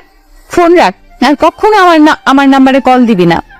প্লিজ এমন করো না, তুমি না আমার বিয়ে করা বউ। আমি তোকে ডিভোর্স দিয়ে দিব। নীলার মুখে ডিভোর্সের কথা শুনে নিজেকে আর সামলে রাখতে পারলাম না, কেঁদে দিলাম। নীলা আমার কান্না শুনছিল। নীলা বলল, দেখ, যা হবার হয়ে গেছে। আবেগের বশে মানুষ কত কিছু করে। যা হয়ে গেছে তা তুই ভুলে যা। কি করে বলবো তোমায় বলো? কি করে বলবো তোমার সাথে কাটানো দিনগুলো? আমি বলতে পারবো না, আমার পক্ষে সম্ভব না। সেটা তোর ব্যাপার, কিন্তু আমি এইসব ভুলে যেতে চাই। আচ্ছা, আমি বেশি কিছু জানতে চাইবো না, শুধু এইটুকু জানতে চাই তুমি কেন এমন করছো। তা আমি আর কি করব? তুই এখনো বেকার, তোর কাছে কিছু চাইলে তুই দিতেই পারবি না। আব্বু আম্মুর কাছ থেকে আমাকে সব নিতে হয়। তার থেকে ভালো আমি তোকে ছেড়ে দিয়ে আব্বু আম্মুর কাছেই থাকবো। আচ্ছা, ভালো থেকো, রাখি। কল কেটে দিলাম। নীলার কথা যত শুনছিলাম তত বেশি কষ্ট পাচ্ছিলাম। আমি বেকার বলে নীলা আমার থেকে দূরে সরে গেল, কিন্তু নীলা আমি তো তোমাকে কাছে টেনে নিয়েছিলাম না, তুমি নিজেই টেনে নিয়ে আবার নিজেই দূরে সরিয়ে দিলে, কিন্তু কেন? ও হ্যাঁ, আমি তো বেকার, তার জন্য। এইভাবে কেটে গেল 15 দিন। আমি বাসা থেকে বের হই না, কলেজে যাই না, কিন্তু সামনে পরীক্ষা, তাই কলেজে যেতে হবে। আমাকে এখন দেখতে একদম পাগলের মতো, যেমন ছিলাম তেমন ভাবেই কলেজে চলে গেলাম। আজকে হেঁটেই যাচ্ছি, সাইকেল ব্যবহার করি না, তুলে রেখে দিচ্ছি। কলেজে গিয়ে দেখি নীলা আর তার বান্ধবীরা আড্ডা দিচ্ছে। আমি নীলাকে দেখে নিজেকে ধরে রাখতে পারলাম না, ছুটে নীলার কাছে চলে গেলাম। নীলার কাছে যাওয়ার পর নীলার হাত ধরলাম। নীলা আমাকে দেখে রেগে গেছে, তার উপর হাত ধরেছে। নীলা আমাকে সজোরে একটা থাপ্পড় দিয়ে বলে, এই ছোট লোক, তোর সাহস কি করে হয় আমার হাত ধরার? নীলা তুমি আমার। আমি তোর কি শুনি? আমি তোর কেউ না। আমার কথা পুরোটা শেষ করার আগে নীলা কথাটা বললো, আমার ভালো লাগছে না, গত কয়েকদিন ধরে সময় মতো খাই না, ঘুমাই না, শরীর এমনিতেই দুর্বল ছিল, তার উপর রোদে হেঁটে এসেছি, খুব খারাপ লাগছে। আমি চুপ করে দাঁড়িয়েছিলাম। কিরে, কিছু বলছিস না কেন? আমি আর দাঁড়িয়ে থাকতে পারছিলাম না, মাথাটা ঘুরছে, আমি বসে পড়লাম। কিরে, ভিক্ষা করবি নাকি? এমন ভাবে বসে আছিস কেন? কিছু বলছি না, চুপ করে বসে আছি। নীলা রেগে সেখান থেকে চলেই গেল। আমিও নীলার পেছন পেছন চলতে শুরু করলাম। খুব কষ্ট হচ্ছে, তবুও নীলার পেছন নিয়েছি। হঠাৎ আবারও আমার মাথা ঘুরে যায়। এইবার আর নিজেকে সামলাতে পারলাম না, মাথা ঘুরার কারণে এবার আমি পড়ে যাই, কিছু মনে নেই। আর তারপর যখন জ্ঞান আসে তখন দেখি কলেজের কিছু বড় ভাই আমার মাথায় পানি ঢালছিল। নীলা আমাকে দেখেও আমার কাছ থেকে চলে গেছে। এইবার সব থেকে বড় ধাক্কা খেলাম। আমি বড় ভাইয়াদের ধন্যবাদ দিয়ে বাসায় চলে আসলাম। যদিও ভাইয়ারা বলেছিল আমাকে বাসায় পৌঁছে দিবে, কিন্তু আমি তাদের কোনো সাহায্য নিয়েছিলাম না। আমি একাই বাসায় চলে আসি। আম্মু বলল, কি হয়েছে? আমি কোনো উত্তর না দিয়ে নিজের রুমে চলে গেলাম। তারপর ফুল সাউন্ডে গান ছেড়ে আমি প্রচন্ড জোরে কান্না করতে শুরু করলাম। কান্না করছি তো করেই যাচ্ছি। একসময় নিজেকে বোঝালাম যে আমাকে ইনকাম করতে হবে, নীলাকে দেখিয়ে দিতে হবে। নীলা আমাকে অনেক অপমান করেছে। আর না, আমি গোসল করলাম, তারপর খেতে এলাম। গেল কয়েকদিন সময় মতো কিছু খাওয়া হয় না। এখন থেকে আগে নিজেকে ঠিক রাখবো, তারপর বাকি চিন্তা। আমি আর নীলার কথা ভেবে একদম কষ্ট পাবো না, অনেক হয়েছে। খেয়ে দিয়ে একটু বের হলাম। আমার এক বন্ধুর সাথে দেখা হলো, মানে স্কুল লাইফের। ওর আব্বু বড় এক কোম্পানি আছে। আর হ্যাঁ, আমি এসএসসি পরীক্ষার সময় ওকে অনেক কিছু দেখিয়েছিলাম। যদি আমি না দেখাতাম তবে বেচারা নিশ্চিত ফেল করত। বন্ধুর নাম রাফি। রাফি আমাকে দেখে আমার দিকে এগিয়ে এলো। হ্যাঁ দোস্ত, কি খবর? তোর চেহারা এমন হয়েছে কেন? তারপর রাফিকে সব বললাম। আরে এই ব্যাপার, আমি কালকে আব্বুকে বলে তোর জন্য কাজের ব্যবস্থা করে দিচ্ছি। হ্যাঁ দোস্ত, সেটা করলে অনেক ভালো হয়। তুই কোনো চিন্তা করিস না, ভাবি ভুল করেছে, দেখবি সব ঠিক হয়ে যাবে। আর হ্যাঁ, কাল তুই কাজে জয়েন করিস। তারপর রাফি আর আমি মিলে একটু ঘুরে বেড়ালাম। পরদিন সকালে আম্মুকে বললাম, আম্মু আমি অফিস যাচ্ছি। মানে অফিস? কিসের অফিস? তোর তো কলেজ আছে। আম্মু আমি আর পড়ালেখা করব না, আগে রোজগার করেই দেখিয়ে দিব আমিও পারি। হঠাৎ এমন কেন বলছিস বাবা? তোর কি টাকার দরকার? টাকার দরকার হলে আমাকে বল, আমি সব ব্যবস্থা করে দিচ্ছি। না আম্মু, আমার টাকার দরকার না, তবে যে জন্য আমি এমন করছি সেটা এতদিন তোমার কাছ থেকে গোপন রেখেছিলাম। কি গোপন রেখেছিলি বাবা? তারপর আমি আম্মুকে নীলার সব কথা বলি। এত কিছু হয়ে গেল আর তুই আজকে আমাদের বললি? আম্মু আমি ভেবেছিলাম সব ঠিক হয়ে যাবে, কিন্তু সেটা তো আর হলো না। তাই আম্মু, আব্বু তো আমাকে বাইকের কথা বলেছিল, অফিস যখন করব একটা বাইক খুব দরকার। আব্বুকে বলে একটা ম্যানেজ করে দাও না। তুই কোনো চিন্তা করিস না বাবা, আজকে এই বাইক পেয়ে যাবি। আম্মুকে সালাম করে অফিসের উদ্দেশ্যে বের হলাম। একটা রিক্সা নিলাম। অফিসে যাওয়ার আগে আমি রাফিকে ফোন দিলাম। রাফি বলল, তুই অফিসে আয়, আমি অফিসেই আছি। আমি অফিস চলে গেলাম, কিন্তু দারোয়ান আমাকে ঢুকতে দিচ্ছে না। তাই আবার রাফিকে ফোন দিলাম। রাফি নিজেই নিচে চলে এলো। রাফি আমাকে নিয়ে তার বাবার কাছে চলে গেল। আব্বু, এই সোহেল আমার বন্ধু, যার কথা তোমাকে বলেছিলাম। আচ্ছা বাবা, তুমি পড়ালেখা বাদ দিয়ে হঠাৎ চাকরি করবে কেন? আমি তাকে আমার সব কথা বললাম। রাফির আব্বু আমার কথা শুনে বলল, বাবা, তুমি এক কাজ করো, তুমি চাকরিও করো সাথে পড়ালেখাও করো। না স্যার, আমি চাকরিতেই আমার মনোনিবেশ করতে চাই। আমার কথা শুনে রাফির আব্বু আর কিছু বলল না, আমাকে কাজ দিয়ে দিল। কাজ খুব সহজ, কে কখন অফিসে আসলো সেটা লেখা, আর কে কি কাজ করছে সেগুলো মনিটর করা। বেতন নাকি 25,000 টাকা। যদিও আমি এই কাজে এত বেতন আশা করি নাই। রাফি আমাকে অফিস রেখে চলে গেল। রাফির আব্বু আমাকে আমার বসের সাথে পরিচয় করিয়ে দিল। বস আমাকে দেখে কেন জানি না জড়িয়ে ধরে কান্না করে দিল।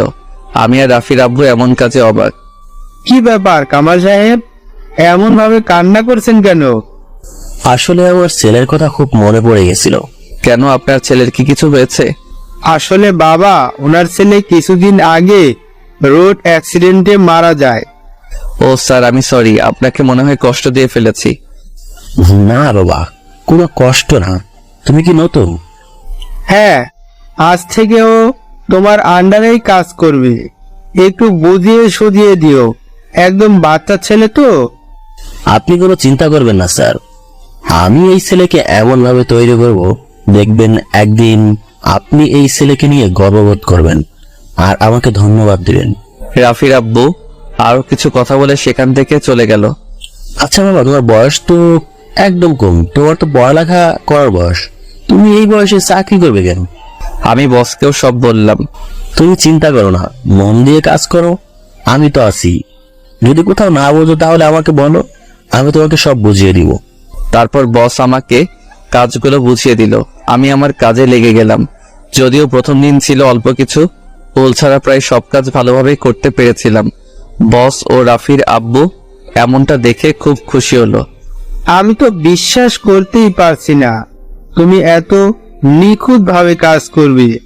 স্যার, এই ছেলে আরো অনেক কিছু করবে। তোমার জন্য শুভ কামনা রইল।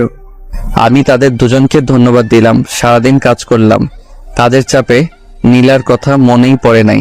খুব ভালোভাবে দিন কেটে গেল। সন্ধ্যায় বাসায় এসে দেখি আব্বু আমার জন্য নতুন বাইক কিনে রেখে দিয়েছে। ও শান্তি লাগছে। কাল থেকে তাহলে আর রিক্সায় করে যেতে হবে না। আমি আব্বু আম্মুর জন্য মিষ্টি নিয়ে এসেছিলাম।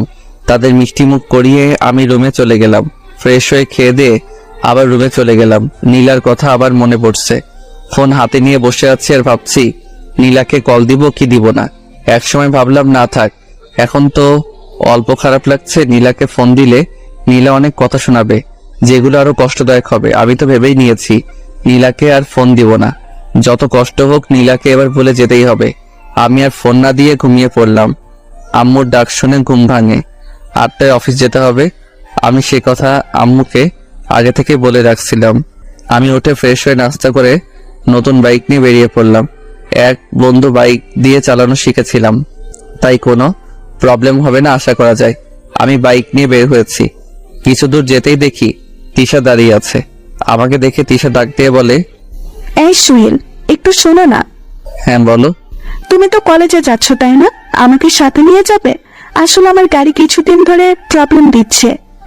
আমি তো অফিস যাচ্ছি। আচ্ছা উঠো, কলেজের সামনে দিয়েই তো যাব। তিশা উঠে বসে। আমি বাইক চালানো শুরু করি। আচ্ছা, তুমি পড়ালেখা বাদ দিলে কেন? এমনি একটা ভালো কাজ পেলাম তাই ছেড়ে দিলাম। তুমি তো আর কলেজে যাবে না তাই না? হ্যাঁ। আচ্ছা নীলা, তোমার এত ভালো বন্ধু ছিল, কিন্তু হঠাৎ কি এমন হলো তোমাকে নীলা সহ্য করতে পারে না? তুমি এত কথা বলো না তো, আমার সমস্যা হচ্ছে। কেন বলো না, এত ভালো ফ্রেন্ডশিপ নষ্ট হলো কিভাবে? এই, তুমি থামবে নাকি এখানে নামিয়ে দিব? তিশা আমার কথা শুনে চুপ হয়ে গেছে, আর কোনো কথা বললো না। কলেজের সামনে এসে নামো। তিশা যখন নামছিল তখন নীলা সেটা দেখেছিল, কিন্তু নীলার ভাব দেখে মনে হচ্ছিল ব্যাপারটা স্বাভাবিকভাবেই নিয়েছে। দেখেও না দেখার ভান করে চলে গেছে। আমিও তিশাকে নামিয়ে দিয়ে অফিসে চলে গেলাম। নিজের কাজে মন দিলাম। আগের থেকে অনেকটাই গুছিয়ে নিয়েছি নিজেকে। এখন আর নীলার কথা ভেবে কষ্ট পাই না। 15 দিন পর আমি অফিসে যাচ্ছি। তিশা আবার আমাকে ডাক দিল। আমি থামলাম। আচ্ছা, আমি প্রতিদিন দেখি তুমি একা একাই রাস্তা দিয়ে যাও। এক কাজ করবে, আমাকে প্রতিদিন নিয়ে যাবে, তাহলে আমার গাড়ির তেল খরচের টাকা বেঁচে যাবে আর কি।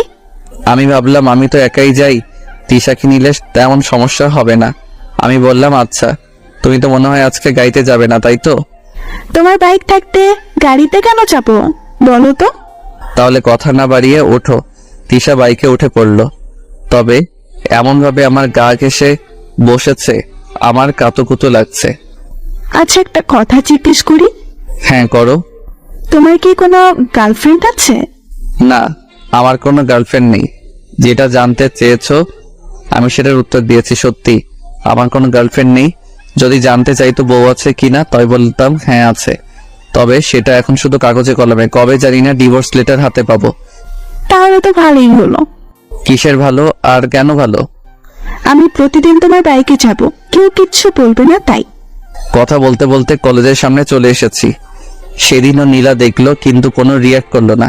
এইভাবে আমি এখন প্রতিদিন তিশাকে কলেজে ছেড়ে দেই। নীলা প্রথম কোনো রকম রিয়াক্ট না করলো, ইদানিং দেখি নীলা কেমন ভাবে জানো তাকিয়ে থাকে। মাঝে মাঝে মনে হয় খুব রেগে আছে, কিন্তু আমি সেই দিকে কোনো খেয়াল করি না।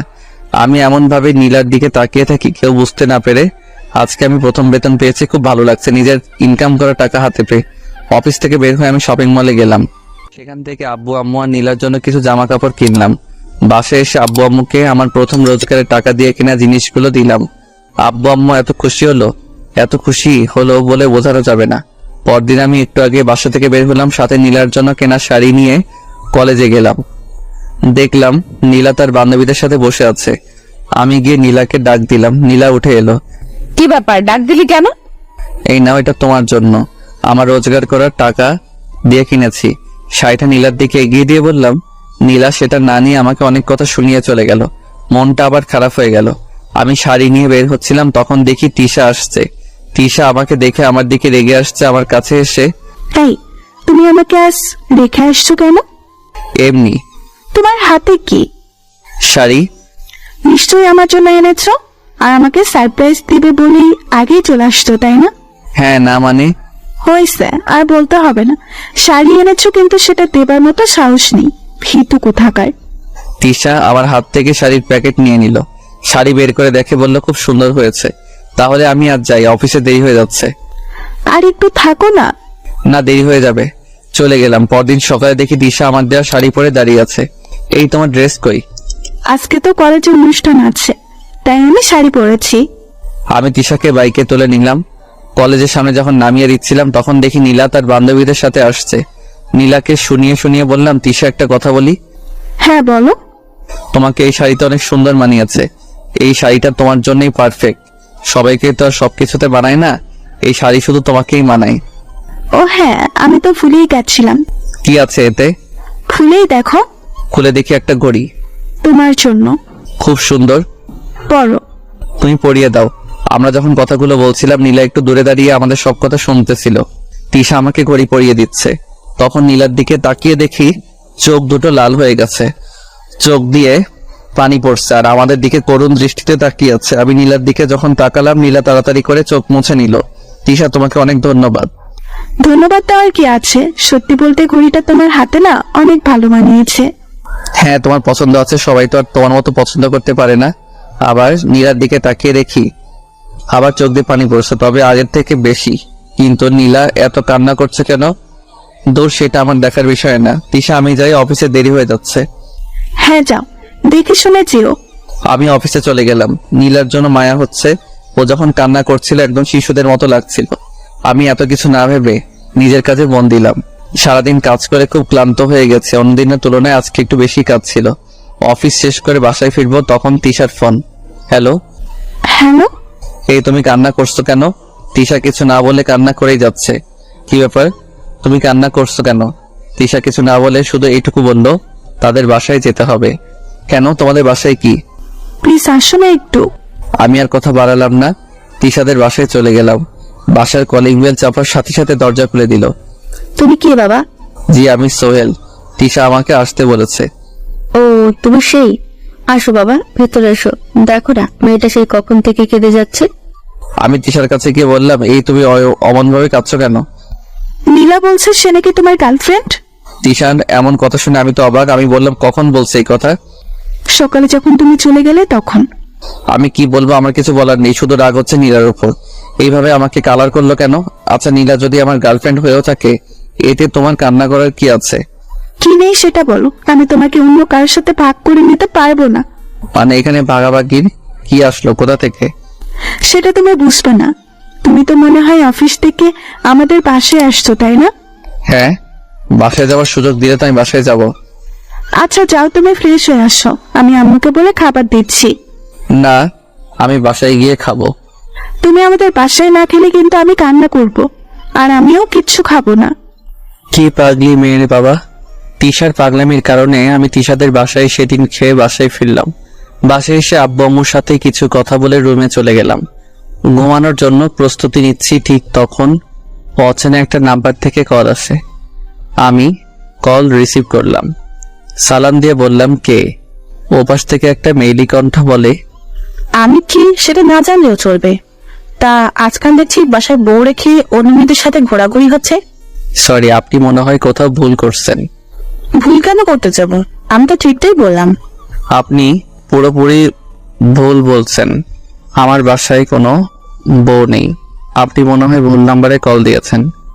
আচ্ছা, আমি একটু চেক করে দিচ্ছি। কিছুক্ষণ পর মেয়েটি, সরি ভাইয়া, খুব দুঃখিত, আসলে আপনার নাম্বার আর আমার ফ্রেন্ডের নাম্বার প্রায় সেম, শুধু যেখানে 5 হবে সেখানে 4 দিয়ে ফেলেছি। আমি খুব সরি। সেটা বুঝলাম, তা আপনার ফ্রেন্ড কি করেছে জানতে পারি? আসলে আমার ফ্রেন্ড বিয়ে করেছে, 1 বছর হতে চলেছে। আজ দেখি অন্য একটা মেয়ের সাথে ঘুরছে। আচ্ছা, একটা কথা বলি, হ্যাঁ, অন্য মেয়ের সাথে ঘুরলেই কি প্রেম হয় নাকি? হতে পারে তারা পুরনো ফ্রেন্ড, অনেকদিন পর দেখা হয়েছে তাই। হ্যাঁ, আমি যতদূর জানি মেয়েটি আমার ফ্রেন্ডের অনেক আগেকার বন্ধু। আচ্ছা, আমি আর একটা কথা বলি, আপনার ফ্রেন্ড যদি আপনাকে নিয়ে ঘুরে বেড়ায় তাহলে কি আপনার সাথে তার প্রেম হবে? মেয়েটি মনে হয় আমার কথায় কিছুটা লজ্জা পেল, বলল, হ্যাঁ সত্যি বলেছেন, আমারই এমনভাবে ভাবা উচিত হয় নাই। হ্যাঁ, কোনো কিছু ভালো করে না জেনে আগে মন্তব্য করবেন না। আমিও কল কেটে দিলাম, খুব ঘুম পাচ্ছে। পরদিন আম্মুর ডাকে ঘুম ভাঙে। শোন, তুই অফিস থেকে ছুটি নিয়ে নে। কেন আম্মু, হঠাৎ ছুটি নিব কেন? অনেক দিন হলো আমরা সবাই কোথাও ঘুরতে যাই না। কিন্তু আব্বু। কোনো কিন্তু নয়। আমি আর কি করব, ছুটি নিয়ে নিলাম, 7 দিনের ছুটি। শুধু বসকে বলেছিলাম আব্বু আম্মুর সাথে একটু বেড়াতে যেতে হবে। বস আর কিছু বলল না।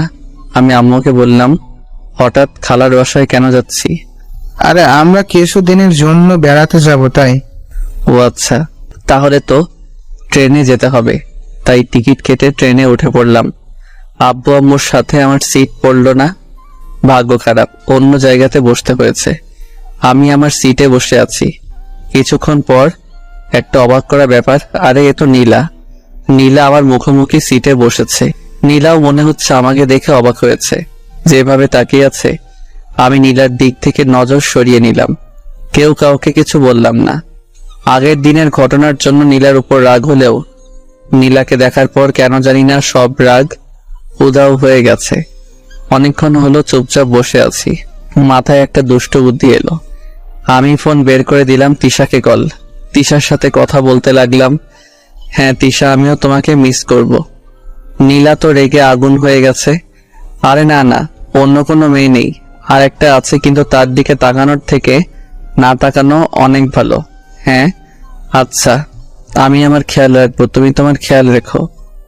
নীলা আগের থেকে বেশি রেগে গেছে আর চোখ দুটি লাল হয়ে গেছে। আরে তুমি আগে বললে তোমাকে সাথে নিয়ে আসতাম। সত্যি বলতে একা একা বের হচ্ছি। নীলা এবার কেঁদেই দিছে। হ্যাঁ, এবার তো একসাথে যাওয়া হলো না। আমি ঢাকাতে ফিরে তোমাকে নিয়ে অনেক জায়গায় ঘুরবো, অনেক জায়গায়। নীলা এবার আর বসে না থেকে দাঁড়িয়ে আমার হাত থেকে ফোন কেড়ে নিয়ে নিজের ব্যাগে ঢুকিয়ে রাখলো। এটা কি হলো? আপনি আমার ফোন নিলেন কেন? আমার ইচ্ছে হয়েছে তাই নিলাম। দেখুন, আমি ফোন ছাড়া চলতে পারি না, আমার ফোন আমাকে ফেরত দিন। নীলা তারপর যা করলো সেটা হলো ফোনের সিম খুলে আমাকে ফোন দিয়ে দিল। এটা কি হলো? আমি নেট চালাবো কিভাবে? কেন, নেট চালিয়ে ওই ডাইনির সাথে কথা বলবি তাই না? দেখুন, আমার সিম আমাকে ফেরত দিন। না, সেটা পাবি না। আব্বু আম্মুকে ফোন দিব তো? এই নে, আমারটা দিয়ে দে। দৌড়, ভালো লাগে না, আমার জিনিস আমাকে ফেরত দিচ্ছে না। মনে হচ্ছে সিমটা নীলার বাবার কেনা। আমি আর কিছু বললাম না, চোখ বন্ধ করে 2 কানে হেডফোন গুজে গান শুনতে লাগলাম। কে যেন আমার কান থেকে হেডফোন খুলে নিল। আমি চোখ খুলে দেখি নীলা। এই আপনার সমস্যা কি শুনি? আপনি আমার জিনিসে যখন তখন হাত দেন কেন? সেটা তোকে বলতে যাবো নাকি? দেখুন, এখানে অনেক লোকজন আছে বলে এখন আপনাকে কিছু বলছি না, না হলে চড়িয়ে গাল লাল করে দিতাম অভদ্রমে। একজন অপরিচিত মানুষের সাথে এত কিসের রাগ? নীলা হয়তো আমার কাছ থেকে এমনটা আশা করেনি, কিন্তু যেই মেয়ে আমাকে আগে অনেক অপমান করেছে সেই মেয়ে আমার জিনিসগুলোতে একের পর এক হাত দিয়েই যাচ্ছে। নীলা আমার কথা শুনে আর কিছু না বলে নিজের সিটে বসে পড়ে। কিছুক্ষণ পর লক্ষ্য করি নীলা কাঁদছে। কিছুক্ষণ পর পর চোখ মুছেই যাচ্ছে। চোখ লাল করে ফেলেছে কেঁদে। কাঁদুক, তাতে আমার কি? আমি তো নীলার কিছু হই না। চট্টগ্রাম পৌঁছে গেছি। ট্রেন থেকে নামবো, তার আগে নীলার দিকে আরো একবার ভালো করে তাকিয়ে দেখি নীলা তখনও কাঁদছে। চোখ ভয়ঙ্কর লাল হয়ে গিয়েছিল। ইচ্ছে করছিল চোখের পানি মুছে দিতে, কিন্তু যখনই নীলার করা অপমানগুলোর কথা মনে পড়ল তখনই আমার রাগ উঠে গেল। আমি নীলাকে রেখেই ট্রেন থেকে নামলাম। আব্বু আম্মুকে খুঁজে পেতে তেমন সমস্যা হয়নি। তাদের সাথে খালার বাসায় চলে গেলাম। গত 7 দিনে কারোর সাথে কোনো কথা হয়নি। কি করে হবে? সিম নেই, আর আমি ফেসবুকিং খুব কম করি। 7 দিন পর ঢাকাতে চলে আসি। অফিস যাওয়ার জন্য বাসা থেকে বের হয়েছি। কিছুদূর এগোতেই দেখি তিশা দাঁড়িয়ে আছে। আমি তিশার কাছে যেতেই, ওই হারামি, এই 7 দিনে একবারও ফোন করলি না কেন? আর তোর ফোন বন্ধ ছিল কেন? হারামি বিলাই! এই তুমি রাগ করো কেন? আমার সিম হারিয়ে গেছে। মিথ্যা বলার জায়গা পাস না। ফোন না হারিয়ে সিম হারিয়ে গেছে, এমন একটা দিব না। ওরে বাবারে, এই মেয়ে তো পুরাই গুন্ডি। এই তুমি কি বলছো? আমাকে আব্বু হতে দিবে না মানে? ও সরি, সেটা হবে না, কারণ কেউ একজন তো তোর সন্তানের আম্মা হবার জন্য অপেক্ষা করছে। আচ্ছা, আমি চলি তাহলে। চলবি মানে? আমি এতক্ষণ তোর জন্য অপেক্ষা করে আছি, আমাকে একা রেখে তুই চলে যাবি? তাহলে তাড়াতাড়ি ওঠো। তারপর তিশা উঠে বসলো। আমিও বাইক চালাতে শুরু করে দিলাম। কলেজে নামিয়ে দিলাম। আচ্ছা যাও, আর শোনো, তোমার নাম্বার দিয়ে ফোন দিও, কথা আছে। আমি তিশাকে বিদায় জানিয়ে সেখান থেকে চলে গেলাম। দেখি কলেজের 2 নাম্বার গেটে নীলা দাঁড়িয়ে আছে। আমাকে ইশারা দিয়ে থামতে বলছে। যদিও নীলার সাথে কথা বলার কোনো ইচ্ছা আমার নেই, তবু মেয়েটা এমন ভাবে ডাকছে, না শুনে যাওয়া মনে হয় ঠিক হবে না। আমি বাইক থামালাম। হ্যাঁ বলুন, আমাকে কেন দাঁড় করালেন? কেমন আছো? ওই, আমি কেমন আছি না আছি সেটা জানার জন্য কি আপনি আমাকে দাঁড় করিয়েছেন নাকি? কোনো কাজ কাম নেই? থাকেন তো আজাইরা যত সব। এমন ভাবে বলছো কেন? কেমন ভাবে বললাম আমি? রাস্তা ছাড়ুন, আমার অফিসে দেরি হয়ে যাচ্ছে। অফিস করতে গিয়ে বলেছে পড়াশোনা বাদ দিয়ে? সেটা আপনার থেকে ভালো কেউ জানে না। আমার রাস্তা ছাড়ুন। এই নাও তোমার সিম কার্ড। আমি নীলার কাছ থেকে সিম নিয়ে চলে এলাম। কি দরকার এমন মানুষের সাথে কথা বলার, যে কিনা কোনো একদিন আমাকে জানা তাই বলে অপমান করেছে? আমি যখন চলে আসছিলাম বাইকের লুকিং গ্লাস দিয়ে দেখছিলাম নীলা আমার দিকে তাকিয়ে আছে আর চোখ মুছছে। আমি অফিসে চলে গেলাম। অফিসের বসের সাথে কিছু কথা বলে আমার কাজে আমি মন দিলাম। অনেক দিনের কাজ পড়ে আছে। কাজ করতে করতে হাঁপিয়ে গেলাম, তবুও কাজ শেষ হয় না। আমি মনে মনে বললাম, আর কোনোদিন ছুটি নিয়ে বেড়াতে যাব না। সারাদিন কাজের চাপে মাথা ধরে গেছে। রাতে বাসায় ফিরলাম। এইভাবে চলে গেল আরো কিছুদিন। শুক্রবার শুয়েছিলাম, বিকালের দিকে তিশার ফোন। হ্যাঁ বলো। এই, তুমি না আমাকে বলেছিলে আমাকে নিয়ে ঘুরতে যাবে? হ্যাঁ, কথা ছিল তো। তাহলে চলো না, আজকেই আমরা ঘুরতে যাব। কিন্তু প্লিজ, কোনো বারণ দেখিও না, চলো না। আচ্ছা, তুমি রেডি হও, আমি বের হচ্ছি। তারপর তিশাকে নিয়ে ঘুরতে বের হলাম। আমরা যখন বাইকে করে যাচ্ছিলাম নীলা আমাদের দেখেছিল পার্কের একটা বেঞ্চে। আমি আর তিশা বসে গল্প করছিলাম। হঠাৎ কে এসে আমার শার্টের কলার ধরলো। আমি পেছন করে দেখি নীলা। কিছুটা ভয় পেয়ে যাই। আপনি করছেন কি? আয়, তোর সাথে আমার কথা আছে। কিন্তু আপনার সাথে আমার কোনো কথা নেই। আরে যাও তো, দেখো কি বলে। নীলা আমাকে তখন এক প্রকার জোর করে অন্য এক জায়গাতে নিয়ে গেল। ওই, তোর লজ্জা করে না বিয়ের পর অন্য কোনো মেয়ের সাথে ঘুরে বেড়াতে? না, আমার লজ্জা করে না। আর আমার বিয়ে কবে হলো? আমার বউ কে? আমার বাসায় তো কোনো বউ নেই। এত কিছু বলার কি আছে? তুই সত্যি একটা চরিত্রহীন ছেলে, তোর চরিত্র ঠিক নেই। 2টা চড় আমি নীলার গালে বসিয়ে দিলাম আর বলতে লাগলাম, ওই তুই আমার চরিত্র খারাপের কি দেখেছিস? আর শোন, তুই আমার পেছনে কেন এইভাবে লেগে আছিস? আমি তো তোকে মুক্তি দিয়ে দিয়েছি। তুই থাক না, তোর মতন আমাকে জ্বালাতে কেন আসছিস? কারণ তুই আমার স্বামী। আমি তোর সাথে অন্য কোনো মেয়েকে সহ্য করতে পারি না। দেখ, আমাদের স্বামী স্ত্রীর সম্পর্ক তো অনেক আগেই শেষ হয়ে গেছে। শুধু কাগজে কলমে আছে। আমাকে পেপার পাঠিয়ে দিস, আমি সাইন করে দিব। আর প্লিজ তুই আমাকে এইভাবে জ্বালানো বন্ধ কর। আমি সত্যিই কি তোকে অনেক বিরক্ত করি? হ্যাঁ, অনেক। আরো করবো, তাতে তোর কোনো সমস্যা? আমি যত ইচ্ছা তোকে বিরক্ত করব। দরকার হলে এখন সবার সামনে জড়িয়ে ধরে তোকে চুমু খাবো। আমি তো নীলার এমন কথা শুনে ঘাবড়ে গেছি।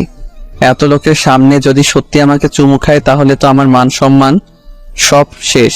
তার থেকে ভালো এখান থেকে ভালোই কেটে পড়ে। এইগুলো ভাবছিলাম তখন নীলা বলল, কি ব্যাপার, চুপ করে আছো কেন?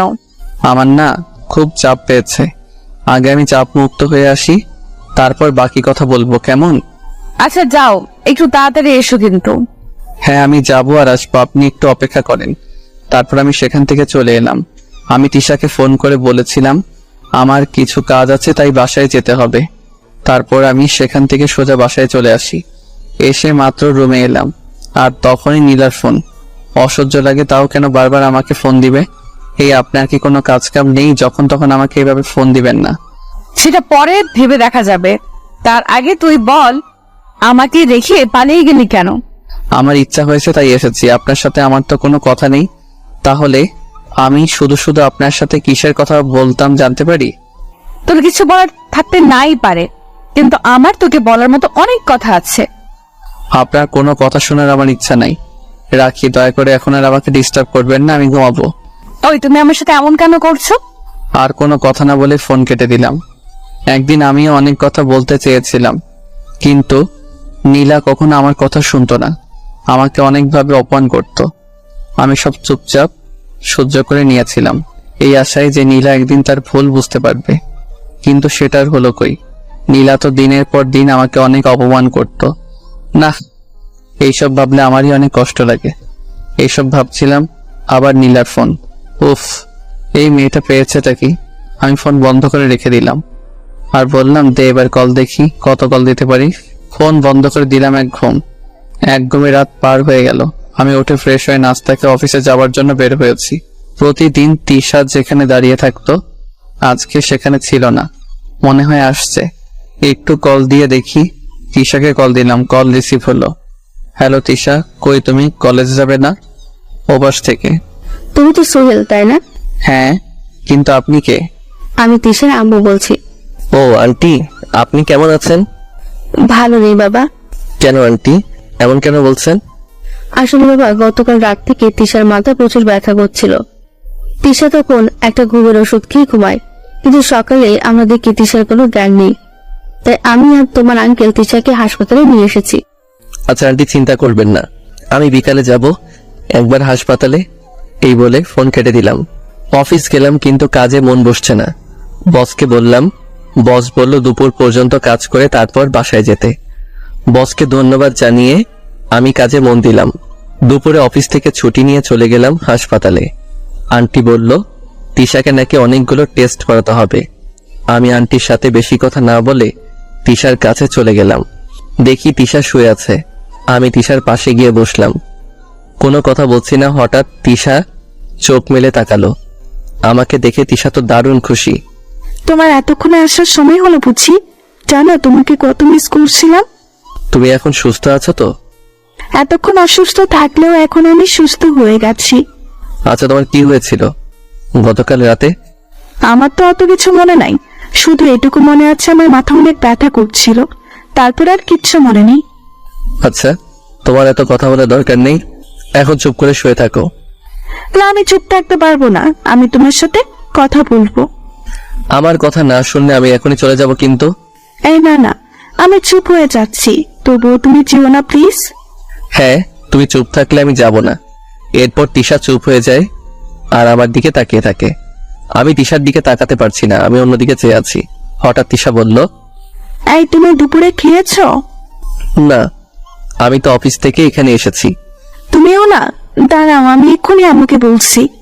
তিশা, এটা তোমার বাসা না, ওকে? তাহলে তুমি প্লিজ এখন বাসায় চলে যাও, আবার পরে এসো। হ্যাঁ, আমি আজ যাই, কেমন? পরে আবার আসবো। ওকে যাও, দেখে শুনে যাবে কিন্তু। তুমি দেখে শুনে থেকো। চলে এলাম বাসায়। আম্মু জিজ্ঞেস করছিল তাড়াতাড়ি বাসায় ফেরার কারণ কি। আমি বলেছিলাম ভালো লাগছিল না, তাই চলে এসেছি। আম্মু আর কিছু বলে নাই। রাতে শুয়ে আছি, তখন তিশা ফোনে হ্যাঁ বলল। রাতে হঠাৎ কেন ফোন দিলে? তোমাকে দেখতে খুব ইচ্ছে করছে, একটু আসবে? কাল গেলে হয় না? না, হয় না, তুমি এখন আসো না প্লিজ, একবার আসো, খুব মিস করছি তোমায়। আচ্ছা, আমি আসছি, তবে বেশিক্ষণ থাকতে পারবো না কিন্তু। আগে তো তুমি আসো, পরে বাকি কথা। আমি চলে গেলাম হাসপাতালে। তিশা এখন উঠে বসেছে। আমাকে দেখে তিশা বলল, এই তুমি এসেছো, আসো আমার কাছে আসো। আমি গিয়ে তিশার পাশে বসে পড়ি। তিশার আম্মু ছিল সেখানে। আমাদের বলল, তোরা কথা বল, আমি ডাক্তারের সাথে কথা বলে আসছি। তা এই এত রাতে আমাকে ডেকে আনার কি দরকার ছিল? আমি কি করব, তোমাকে আমি খুব মিস করছিলাম, দেখতে খুব ইচ্ছা করছিল, তাই তো ডেকে আনলাম। দেখা হয়ে গেছে, এবার আমি যেতে পারি? প্লিজ আর কিছুক্ষণ থাকো না। না, আমার আবার কাল সকালে অফিস আছে। আচ্ছা তাহলে যাও, দেখে শুনে যাবে। বাসায় যাবার পরে আমাকে ফোন দিয়ে জানিয়ে দিবি কিন্তু। আমি তিশাকে বাই বলে বাসায় এসে তিশার সাথে কিছুক্ষণ কথা বলে ঘুমিয়ে পড়ি। তিশা 4 দিন হাসপাতালে ছিল। আমি প্রতিদিন তিশার সাথে দেখা করতে যেতাম। 5 দিন পর তিশা আবার কলেজে যাবে। আমাকে আগে থেকে ফোন দিয়ে জানিয়ে দিল। আমি যথাসময়ে তিশাকে পিক আপ করলাম।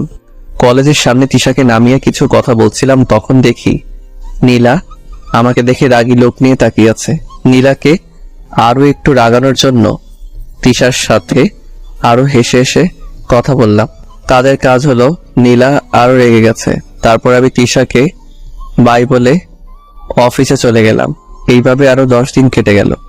আমি একটা বিষয় খেয়াল করলাম, তিশা দিন দিন কেমন জানি শুকিয়ে যাচ্ছে, চোখের নিচে কালি পড়ে গেছে। আমি অনেকবার জিজ্ঞেস করেছি, কিন্তু তিশা আমাকে কখনো তার সঠিক উত্তর দেয় নাই। নানানভাবে কথা এড়িয়ে যেত। 14 দিনের মাথায় আমি অফিস থেকে বাড়ি ফিরে রীতিমতো অবাক হয়ে গেলাম। কেন জানেন, আমি অফিস থেকে বাসায় ফিরে কলিং বেল চাপতেই নীলা দরজা খুলে দেয়। আমি মনে হয় কোনো স্বপ্ন দেখছি, তাই না? কেন স্বপ্ন দেখতে যাবে কেন? না মানে আপনি আমাদের বাসায়, তো তাই। এটা তো আমার বাড়ি, আমি থাকবো না তো ওই ডাইনিটা থাকবে নাকি? সরি, এটা আপনার বাসা হলো কবে? যেদিন তোমাকে বিয়ে করেছি সেদিন থেকেই। নীলার মুখে বিয়ের কথা শুনে রাগ উঠে গেছে। দেখেন, আপনি আমাদের বাসায় কেন এসেছেন আমি সেটা জানি না, কিন্তু আমাদের বিয়ে নিয়ে কোনো কথা বলবেন না, এই বলে দিলাম। কেন কোনো কথা বলবে না কেন? কারণ বিয়ে একটা পবিত্র কাজ। আপনার মুখে বিয়ের কথা মানায় না। আপনি আমাদের বিয়ে নিয়ে কথা বললে সেটা অপবিত্র হয়ে যায়। আর আপনি এভাবে দরজা আঁকড়ে দাঁড়িয়ে আছেন কেন?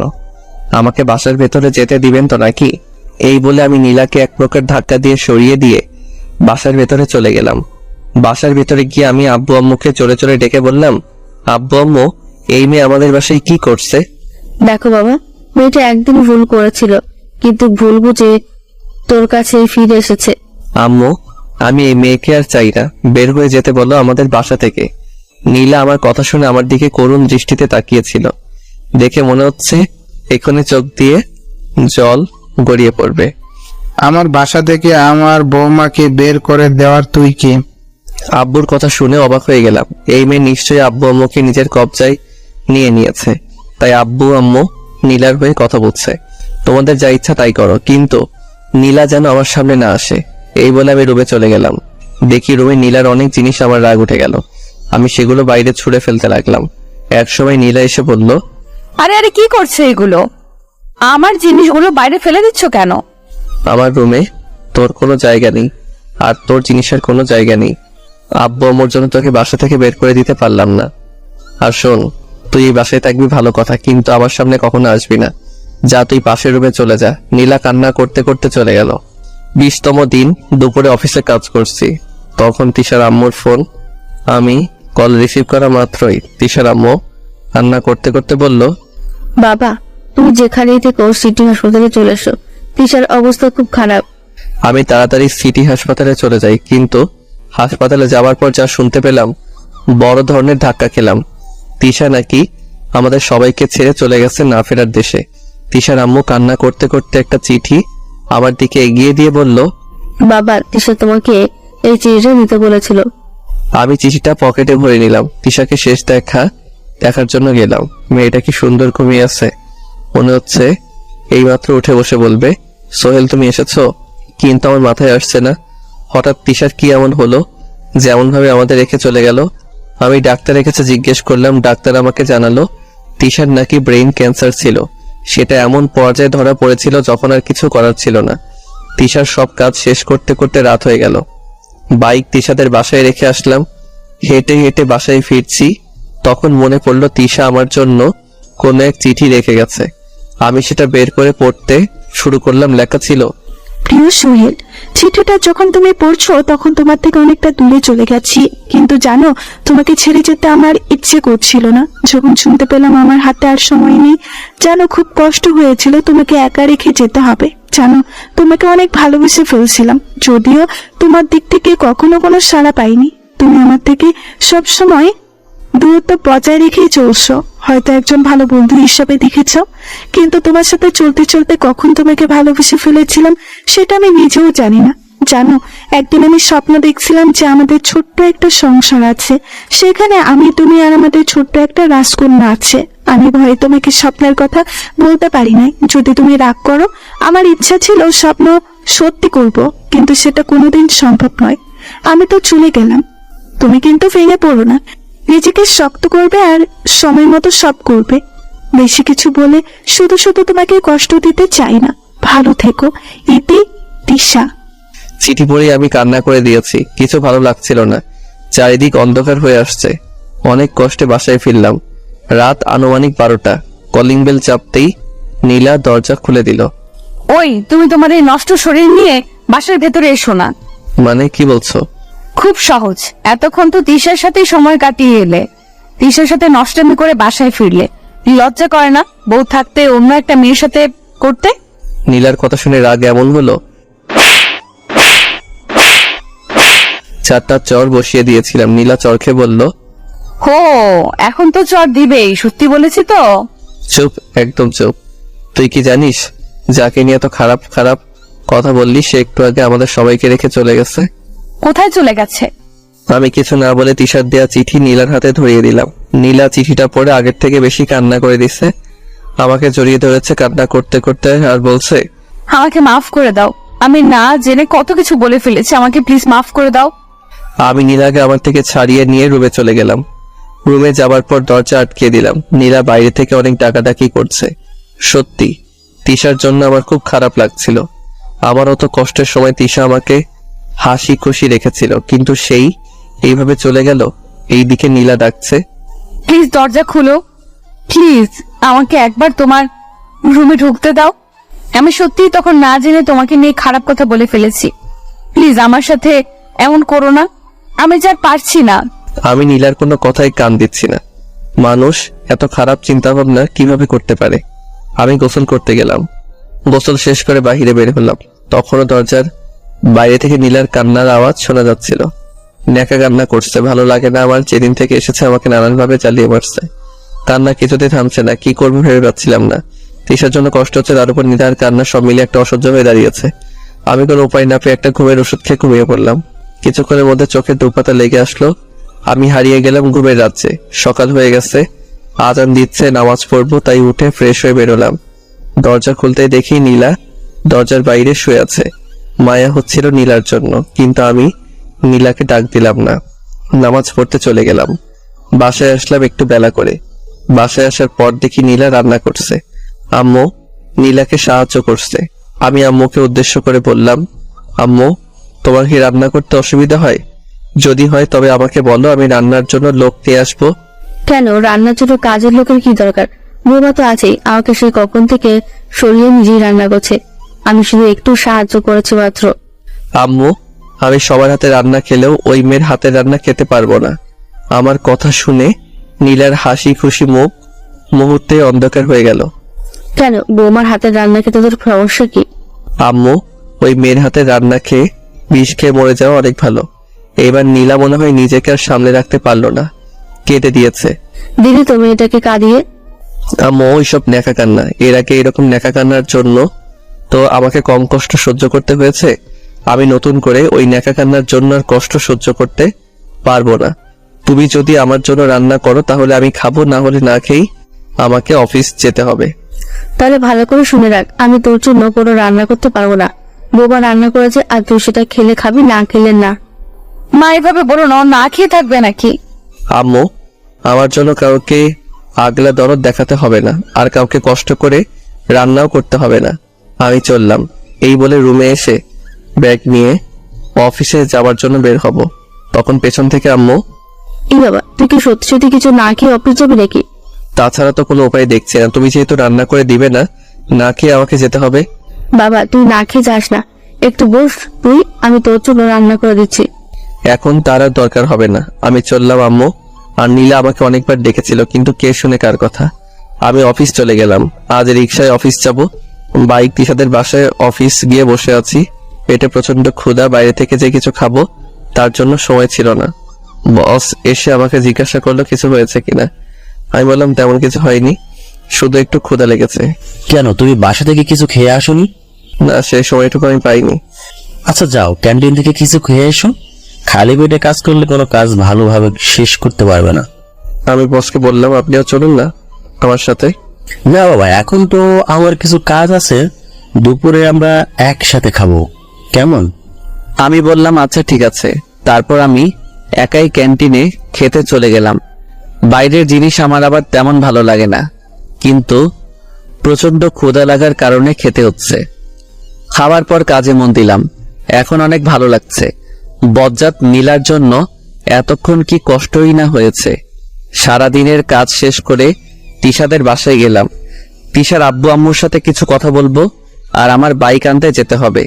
তিশাদের বাসায় যে তিশার আব্বু আম্মুর সাথে কিছু কথা বললাম, তারা এখনো তাদের মেয়ের জন্য কান্না করছে।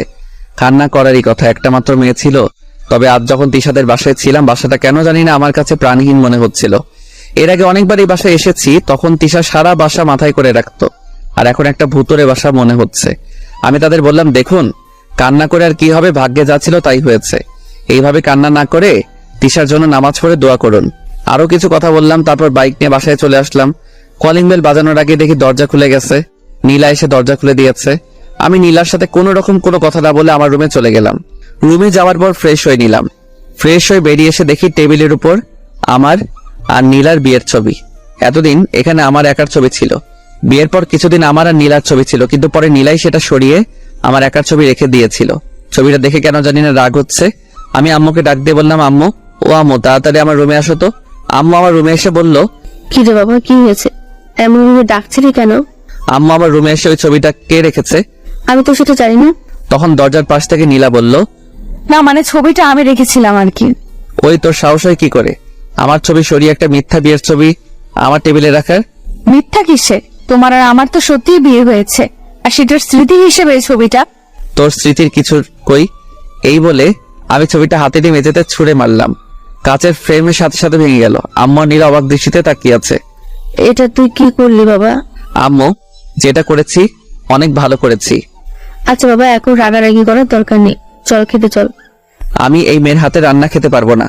তোকে বৌমার হাতে রান্না খেতে হবে না, আমি তোর জন্য রান্না করে রেখেছি। তাহলে ঠিক আছে চলো।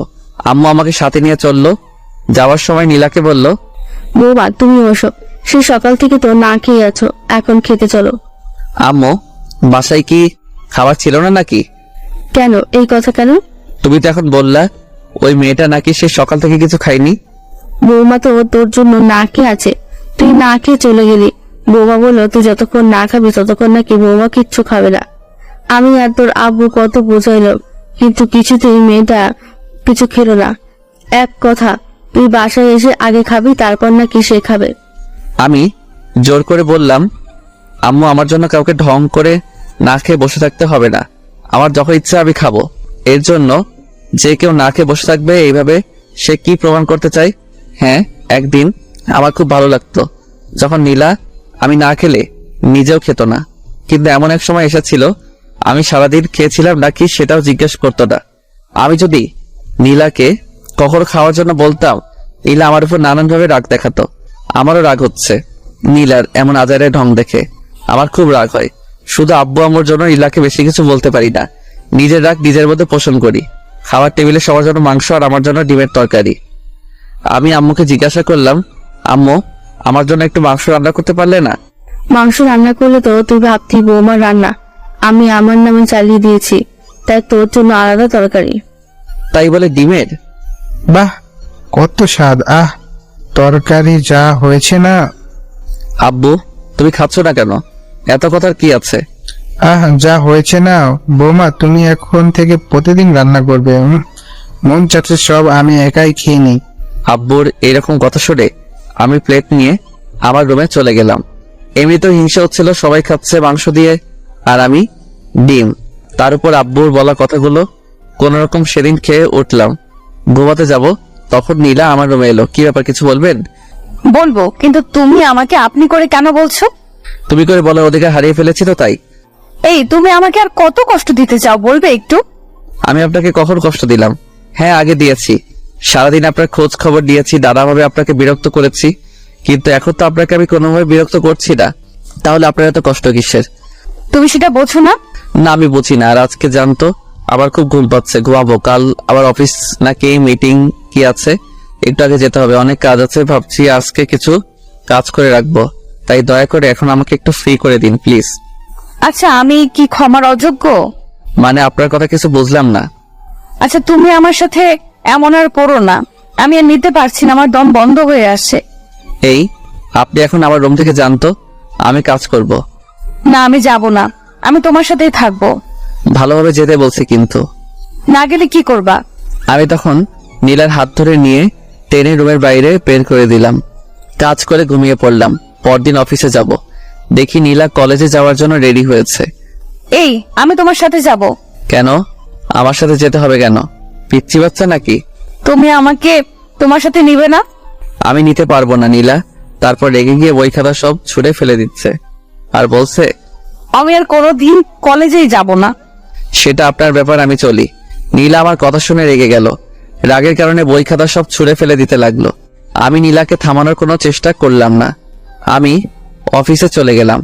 এইভাবেই কাটতে লাগলো দিনগুলো। অনেক দিন কেটে গেল, কিন্তু আমি আমার জায়গা থেকে একদম স্থির আছি।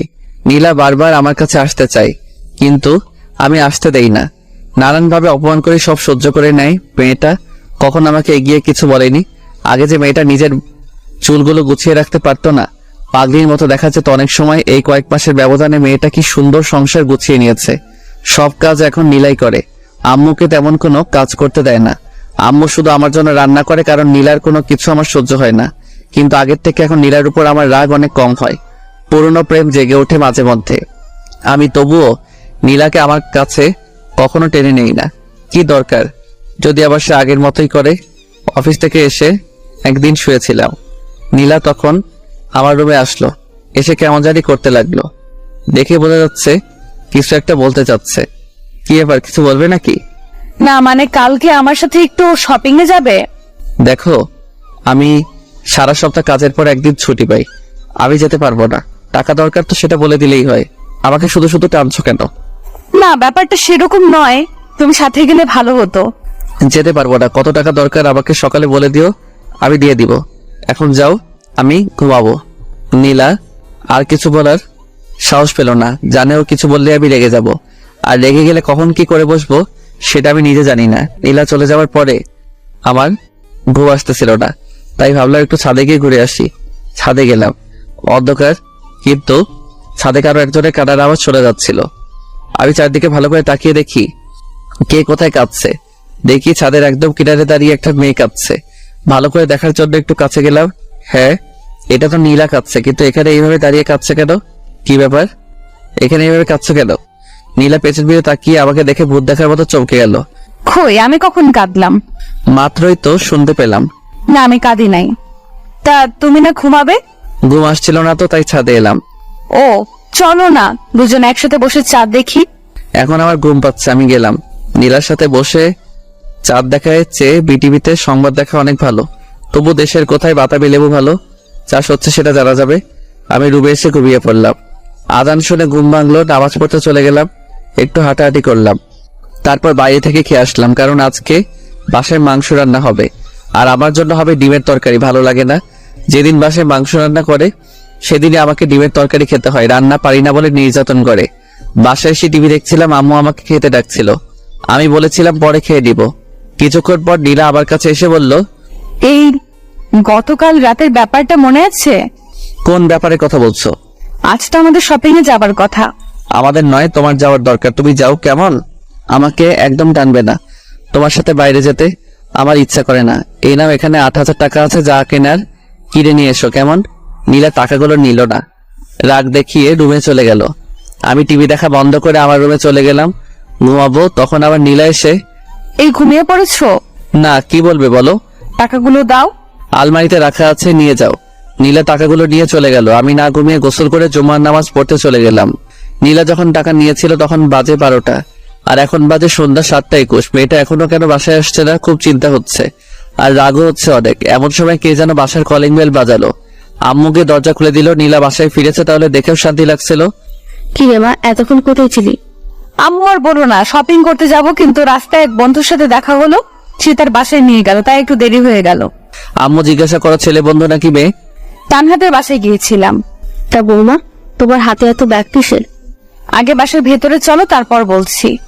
আব্বু আর আমি আগে থেকে বসে টিভি দেখছিলাম, আম্মু এসেও যোগ দিল। তা সোহেলের জন্য কিছু আনিস নি? ও দাঁড়াও, দেখাচ্ছি। এই বলে নীলা একটা ব্যাগ আব্বুর থেকে এগিয়ে দিয়ে বলল, আব্বু এটা তোমার, আর আম্মু এটা তোমার। কি দরকার ছিল এত টাকা খরচ করার? আপু কাল কত তারিখ? 13 তারিখ। তোমাদের হয়তো মনে নেই, কিন্তু আমার খুব ভালোভাবে মনে আছে। আগামীকাল আমাদের বিয়ের 1 বছর পূর্ণ হতে যাচ্ছে, তাই ভাবলাম সবাই মিলে আগামীকালকে ছোট্ট একটা অনুষ্ঠান করব। আমি নীলার কথা শুনে একটু অবাক হলাম, আমার তো মনেই ছিল না। আগে বলবি তো, তাহলে আমি অনুষ্ঠান করতাম। না আব্বু, এই বছর পারিবারিক ভাবেই হোক, আগামী বছর না হয় বড় করে করা যাবে। তা সোহেলের জন্য কিছু আনিস নি? হ্যাঁ এনেছি তো, এই নাও তোমার জন্য এটা। এই বলে নীলা আমার দিকে প্যাকেট এগিয়ে দিল। আমার সেই দিনের কথা মনে পড়ে গেল, যেদিন আমি প্রথম বেতনের টাকা দিয়ে নীলাকে শাড়ি কিনে দিতে গিয়েছিলাম, কিন্তু নীলা আমাকে ফিরিয়ে দিয়েছিল। আমি প্যাকেট হাতে নিয়ে নীলার মুখে ছুঁড়ে মারলাম। কি হলো, প্যাকেট ফেলে দিলি কেন? আম্মু, আমি সবার দেয়া জিনিস নিব, কিন্তু এর কোনো কিছু নিতে পারবো না। নীলা অবাক চোখে তাকিয়ে আছে। প্লিজ এমন করো না, আমি অনেক খুশি তোমার জন্য পাঞ্জাবিটা এনেছি। এনেছো ভালো কথা, বাইরের কাউকে দিয়ে দিও। নীলা তখন চোখ মুছতে মুছতে প্যাকেটটা উঠিয়ে নিল। আমিও আর সেখানে বসে না থেকে রুমে এসে শুয়ে পড়লাম। আমি সেখানে থাকলে আমাকে অনেক কথা শুনতে হবে। পরদিন সকালে অফিস যাওয়ার জন্য বের হচ্ছিলাম, তখন আম্মু বলল, কি রে, আজকে তুই অফিস যাচ্ছিস কেন? তো আমি কি করব, আর অফিস অনেক কাজ আছে, আমাকে যেতেই হবে। আব্বু আম্মু নীলা আমাকে অনেকবার না করেছিল, কিন্তু কে শুনে কার কথা। আমি অফিস চলে যাই। নীলা অনেকবার ফোন দিচ্ছে, SMS করছে, কিন্তু আমি কোনো কিছুর উত্তর দিচ্ছি না। রাতে বাসায় ফিরলাম, বেল চাপার আগে দরজা খুলে গেল। মনে হয় আগে থেকে অপেক্ষা করছিল। আমি দেখি বাসাটা বেলুন দিয়ে সাজানো, আর টেবিলে সুন্দর একটা কেক রাখা আছে। যা, এখন ফ্রেশ হয়ে বৌমার দেওয়া পাঞ্জাবি পরে নিচে আয়। আসছি আম্মু, না হলে আমাকে উপরে আসতে দিত না। আমি আমার রুমে গিয়ে দরজা আটকে জামা চেঞ্জ করে শুয়ে পড়লাম। কখন ঘুমিয়ে পড়েছিলাম মনে নেই, কিন্তু মাঝরাতে বুকের উপর ভারী কিছু ভর করে আছে, সেটা বুঝতে পারছি। কে যেন ফিসফিস করে কিছু বলছে, আমি চুপ করে শুনতে লাগলাম। বলছে, আমি কি সত্যি অনেক বড় অন্যায় করে ফেলেছিলাম, যার জন্য এইভাবে আমাকে দূরে সরিয়ে রাখছো? আমি কি ক্ষমার অযোগ্য? তোমার সাথে আমি এমন কেন করছি সেটা তুমি বুঝবে না, কিন্তু তোমার সাথে এত খারাপ ব্যবহার করে আমিও সুখী ছিলাম না। আমি অনেক কষ্ট পেয়েছি। কেন করেছি জানো? আমার বান্ধবীরা তাদের বয়ফ্রেন্ডদের নিয়ে অনেক প্রশংসা করত। তাদের বয়ফ্রেন্ড এটা করে সেটা করে, কিন্তু আমি তোমাকে নিয়ে কিছু বলতে পারিনি, তাই অনেক হিংসে হতো, রাগ হতো, আর সেই রাগ আমি তোমার উপর দেখাতাম। আমি জানি না তুমি কত কষ্ট পেয়েছো, কিন্তু আমি ইচ্ছে করে তোমাকে কষ্ট দিতে চাইনি। আমার রাগের জন্য এত কিছু, কিন্তু জানো আমার এখন অনেক কষ্ট হয়। তোমার ভালোবাসা হারিয়েছি আমার মিথ্যে জেদের কারণে। আমি চাই না এত কিছু, শুধু চাই তুমি আমাকে আগের মতো ভালোবাসো। আমি তোমার ভালোবাসা হারিয়ে বুঝতে পেরেছি তোমার ভালোবাসা আমার জন্য কত দরকার। এসব বলে আবার আমাকে জড়িয়ে ধরে কান্না করতে লাগলো। আমি এতক্ষণ সব কথা শুনছিলাম, কিন্তু এটা ভেবে পাচ্ছিলাম না নীলা আমার রুমে আসলো কিভাবে। নীলা কান্না করে যাচ্ছে। আমিও ভাবলাম, হ্যাঁ মেয়েটাকে অনেক কষ্ট দিয়ে ফেলেছি, এবার থামা দরকার। আমিও তো নীলাকে ভালোবাসি, তাহলে শুধু শুধু দূরত্ব বাড়িয়ে লাভ কি? আর এমনি তো পাগলিটাকে মনে একটু কষ্ট দিয়ে ফেলেছি, আর পাগলিটা আমাকে ভালোবাসে বলে সবকিছু সহ্য করে নিচ্ছে। আমি তখন শক্ত করে নীলাকে জড়িয়ে ধরলাম আর বললাম, আমারও না তখন অনেক কষ্ট হয়েছে। নীলা আমার সারা পেয়ে কিছুটা চমকে গেল আর বলল, তুমি জেগে আছো? হ্যাঁ আছি। জানো, যখন তুমি আমার সাথে ওইরকম ব্যবহারগুলো করতে আমার খুব কষ্ট হতো, খুব নিজেকে অপরাধী মনে হতো। সরি বাবু, আমি না জেনে ভুল করে ফেলেছি। আমাকে আরো শক্ত করে জড়িয়ে ধরো। সরিতে কাজ হবে না, যে ভুল করেছো তার মাসুল দিতে হবে। বলো কি মাসুল দিব? আমি সব রকম মাসুল দিতে প্রস্তুত আছি। আমাকে ছোট একটা মেয়ে দিতে হবে। একটা কেন, 2টা দিব। না, আমার একটা হলেই চলবে। এই চলো না আজকে বিবাহ বার্ষিকী পালন করি। হ্যাঁ চলো, কিন্তু তার আগে এটা বলো, তুমি আমার রুমে কিভাবে আসলে? তুমি যখন আম্মুর সাথে কথা বলছিলে তখন আমি তোমার রুমে চলে আসি আর লুকিয়ে থাকি, আর তুমি আমাকে দেখো নাই। খুব বুদ্ধি হয়েছে তাই না? হ্যাঁ হয়েছে। চলো আব্বু আমাকে ডেকে তুলে কেক কাটবো। এইভাবে কেক কাটবো নাকি? আমার পাঞ্জাবি কই দাও, আমি সেটা পরবো। আর তুমি নিজের জন্য কিছু আনোনি? এনেছি তো, নীল রঙের শাড়ি আর তোমার জন্য নীল রঙের পাঞ্জাবি। তাহলে তো জমবে। একেবারে মাখন। চলো তাড়াতাড়ি রেডি হয়ে কেক কাটবো, তারপর বাকি কাজ করব। বাকি কাজ মানে? আমার তো মেয়ে চাই, সেটার ব্যবস্থা করতে হবে না? নীলা কিছুটা লজ্জা পেয়ে বলল, যা দুষ্টু। আজকে আমার দুষ্টুমিগুলো তোমায় দেখাবো। তারপর আমি আর নীলা রেডি হয়ে আব্বু আম্মুকে ডাক দিয়ে কেক কাটলাম। আব্বু আম্মু আর নীলাকে খাইয়ে দিলাম। আব্বু আম্মু অনেক খুশি আমাদের মধ্যে সব ঠিক হয়ে গেছে সেটা দেখে। তারপর আমি আর নীলার রুমে চলে আসলাম। নীলা আমাকে জড়িয়ে ধরে চুমু খেতে শুরু করলো। তারপর কমুনা আমার শরম করে। হাই বন্ধুরা, গল্পটা কেমন লাগলো অবশ্যই কমেন্ট করে জানাবেন। আর যারা ফেসবুক পেজ থেকে নিয়মিত ভালোবাসার গল্প পেতে আমাদের প্রেমের তাজমহল পেজটি অবশ্যই ফলো দিয়ে সাথে থাকুন। ধন্যবাদ সবাইকে।